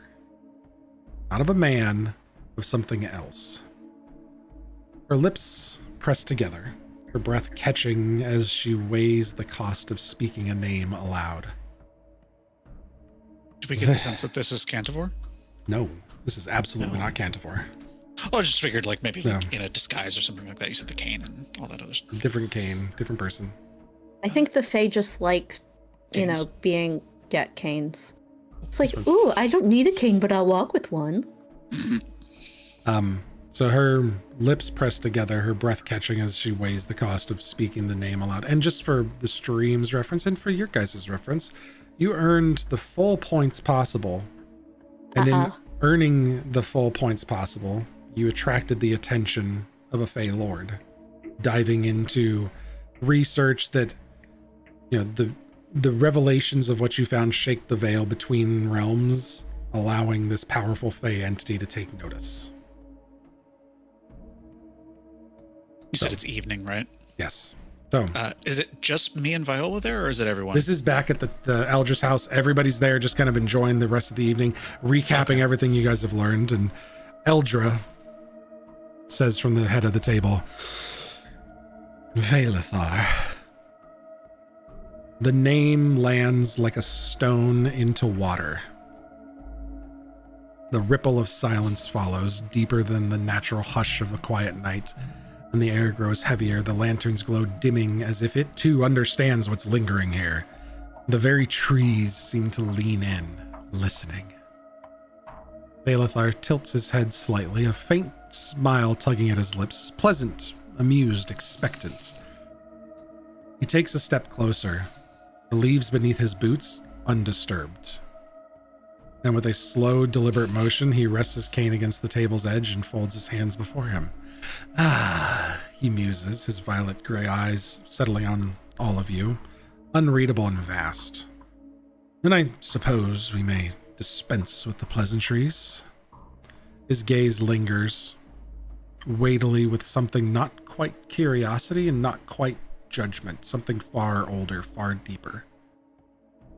You have drawn my interest. And suddenly the festival, the books, the world beyond this moment seem as if none of it's as important as what Valethar is going to say next. You search for something just beyond reach, he muses, his voice smooth and deliberate. Flipping pages, chasing the echo of a path no map can hold. But Braithalin is not open to those who simply wish it so. He steps forward and around the table, measured and slow, the ground not quite crunching beneath his boots. I can open the way. His words are calm, almost conversational, as if it's offering directions to a distant inn, but the air around you feels thicker and heavier. Reality is listening. His smile is subtle, knowing. But nothing is free, is it? He finally stops at another spot on the table. I will grant you passage. A door where none exists, a way where no road was meant to lead. His violet gray eyes meets yours, sharp and unblinking. And in return, you will owe me a favor. He lifts a gloved hand, tracing a pattern in the air as if he's writing the bargain into the fabric of this very moment. Not today, not tomorrow, but when I call, you will answer. When I name the favor, you will act. That's just what the Freehan said. Well, This favor, know what it is.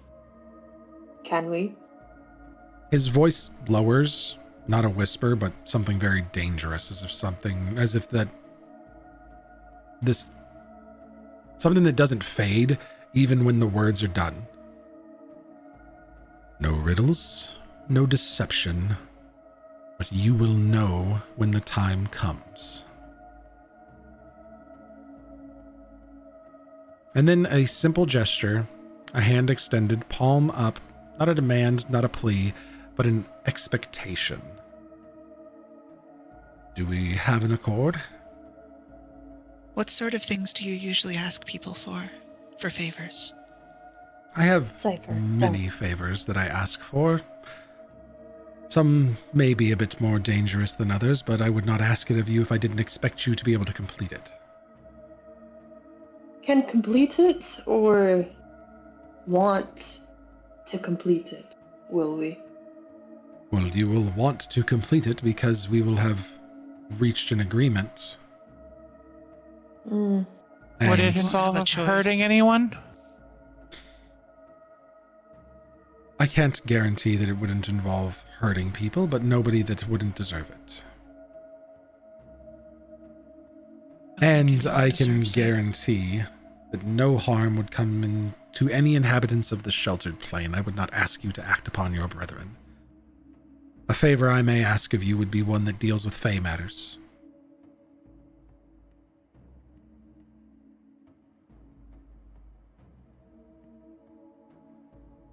You will not find an easier way into Braithalin unnoticed. And noticed if we become? Braithalin is a wild and dangerous place. I can't guarantee safety. I offer you safe passage and a way in without drawing unwanted eyes. And how about a way out? That is up to you, but I believe the research you've done, if you have what you seek, those that are involved with Bernard's Accord would be required to sit within mediation, and Cantivore would likely bring you to Marble Concord to undo whatever injustices exist within that contract. I can't speak to what that would be. However, Cantivore is known to bring those that need to make those discussions to a safe place. And from that safe place, If you have his favor, I would assume that he's going to grant you a way back here, as you've already walked those veils twice and still live.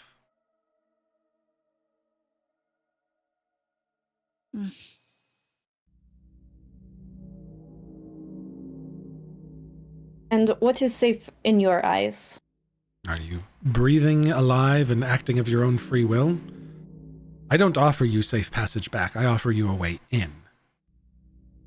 Cantivore has the means for you to leave. The bones of Bernard have a way for you to leave. Yes, but you said you'd grant us safe passage in. I'm asking what is safe. You said safe was unnoticed. I'm again asking, what is safe?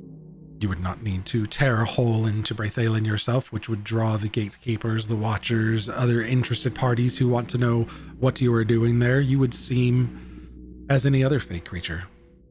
Within Braithalin, expectedly, as one can expect things to be in a place like And you'll that. put us at the bones. I can't put you at the bones. You need to gain access to the Mistwood Masquerade. I can put you on their trail. I can put you within walking distance of it, as it were, like a place that they visited last. Mistwood Masquerade meanders, it moves, and it wanders like a stream cutting through the landscape. And what you have to gain shall you A favor from you. have us a favor shall do that Fey Lord cannot? Something I might not want to do myself. There are many things that I would ask of people. Again, something that you would be capable of doing, and something that might not upset your delicate sensibilities, would not cause harm to people of the sheltered plane. Things that I need done that I don't have the time to do myself. Erin's gonna look and speak in Strix to Corin, but basically she's gonna be like, Corin, why do I have a feeling that we're just gonna get roped into doing something dirty that we do not want to have to do? It may not be something we don't want to do or don't want to have to do, but it's an agreement. It's a way forward without complications. Sorry, with one less complication. But this is one piece, one player on the board of an unknown amount of players. Yes, and stepping into that realm is going to be an unknown amount of players anyways.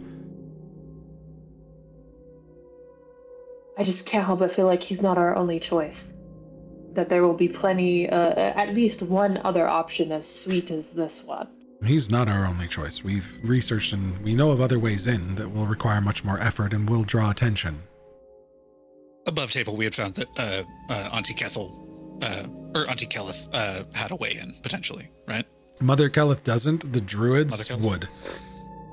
Like, there's a possibility you can work with the druids to perform a ritual to open a passage to Braithalin. Mm-hmm. But you do also know above table from the research that there are keepers of the veil Guardians. inside Braithalin, guardians, that as you guys came in, you would be seen as unnatural.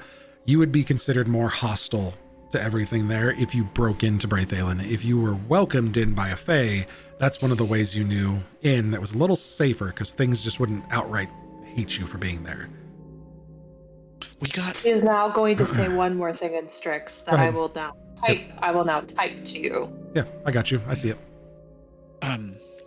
We got written confirmation from Cantivore that we were working on his orders.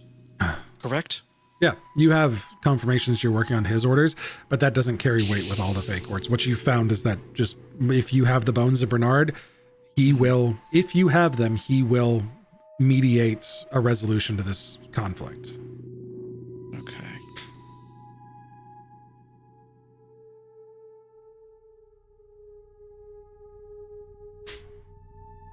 Just kind of quietly look over at Viola. What do you think? Me? Can I don't know how sense motive works. Perception check. It's like I think a secret perception check. Can I sense motive with this fella? Yeah, you can sense motive. Because feels icky to me too. I need to look at my DC by level. Sense motive. Oh, I am the best of my party. Oh.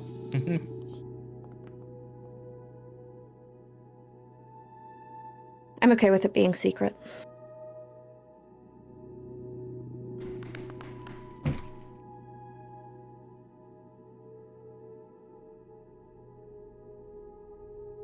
You get you get the sense of honesty from him with what you've read about the Fae. It's really, you're pretty confident that he's leading you in the correct direction of, like, he's not trying to mislead you. It is a Fae contract. You at least have the knowledge of what you've researched over this last half week, that this is binding and he's going to ask something of you, a favor. So you're fairly certain he's not trying to just twist you into a place that's gonna, bite you in the ass. What's the lady's name that was here with us? The Eldra. witch? Eldra. Eldra. So Eldra's here with us, right?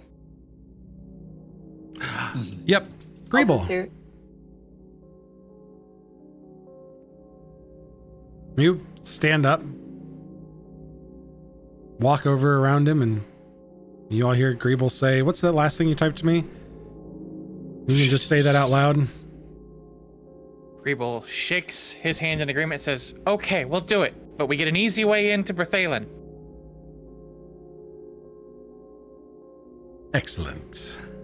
And the Veilthar shakes your hand, and you have the sense that you, looking down the road, that you can see it shift in the distance. And if you just focus on it enough, you could walk down a road and focus on that horizon and find yourself stepping into a place unknown at a time of your choosing. You basically have a free action horizon, or we're just gonna, what are we gonna call it? Something witty and fun. A closer horizon that when you focus on it, you walk the road that you're on, and it will end with you crossing into Braithalen rather than whatever's on that actual road. You use it as a free action. Greeble or anybody else in the group can focus for the group when you're all together, and you all get that sense that you can just focus on the horizon, shift your focus a little bit closer, and you'll walk into Braithalen. Veilthar steps out of the glade, or this little clearing next to the Elder's house, back into the trees. You can sense this festival in the background, and Eldra's tension releases just a little bit. I hope you know what you're doing. Yeah, I hope he doesn't make you do anything too terrible. That was an agreement for all of you. I didn't agree to anything. I didn't say anything. He used the collective you of everybody at this table. Even I'm responsible for it, and Greeble agreed on your behalf. You better be able to argue that out of Cantivore, that in the presence of this deal, none of you stopped Greeble from shaking his hand or said no as Greeble was doing it. I think he could argue in a twisted fashion that you all owe him something too. But you have a way in. I think you could also argue if you don't take it, you never utilized his option and he would have a null deal. Bay deals are twisted and wrong. Greeble, next time ask. Oh, I mean, Or at we're least trying don't to get volunteer there. the rest of us. You just volunteered the rest of us to something, Greeble. It'll be okay. There's No, it's like, I okay. mean, what are the odds he wants us to do something bad? Hi. Hi. Very high. Oh, it's very high they are. That didn't is come why in we were as a taking our time to make a decision. That is why we were discussing it, Greeble. He didn't come in like a friend. He came in trying to be intimidating and scary because he wants us to feel off-put and off Right, but I think that's just for show. So, like, a counterpoint would just be to take the agreement, and it'll be fine. It'll be fine. The Shimmering Thorn is not one to intimidate like that. He's unnerving just naturally, what he is. Frankly, he's probably seen you all as a curiosity, something that he could use, but also dangerous because you question things that should not be questioned. I trust curiosity. I trust all of you that you're smart, and if anything happens, we'll find a way out of it together. Smart? Next time, if you make a deal on behalf of all of us, ask. Really, Valethar's likely intrigued by your defiance of the bargain. He's a lord of promises and silent oaths and forgotten contracts and deals. He may be just testing you. I don't know. His motives are never clear, but one thing is always clear. He doesn't give favors. He gives choices. Like what? Like, take the path and owe me a deal, or owe me a favor. He doesn't just grant favors. Everything's a choice with him. But this is an ancient deal, and he is the lord of them. You probably have intrigued him. He may test you or tempt you or guide you, but it will never be for free. I would consider very carefully. Now we're indebted to an ancient magical entity.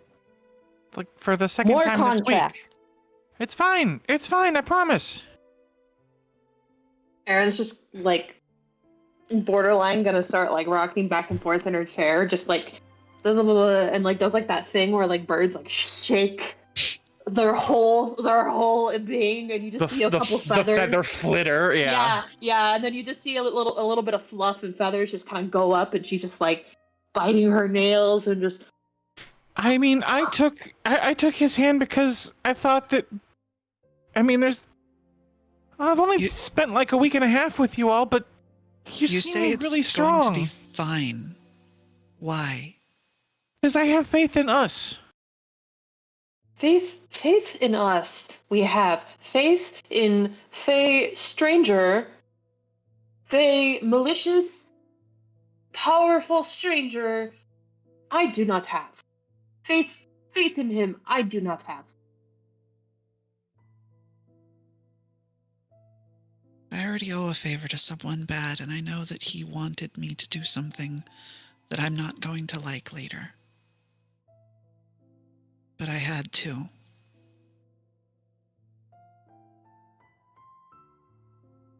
I don't like the idea of adding another to that tally.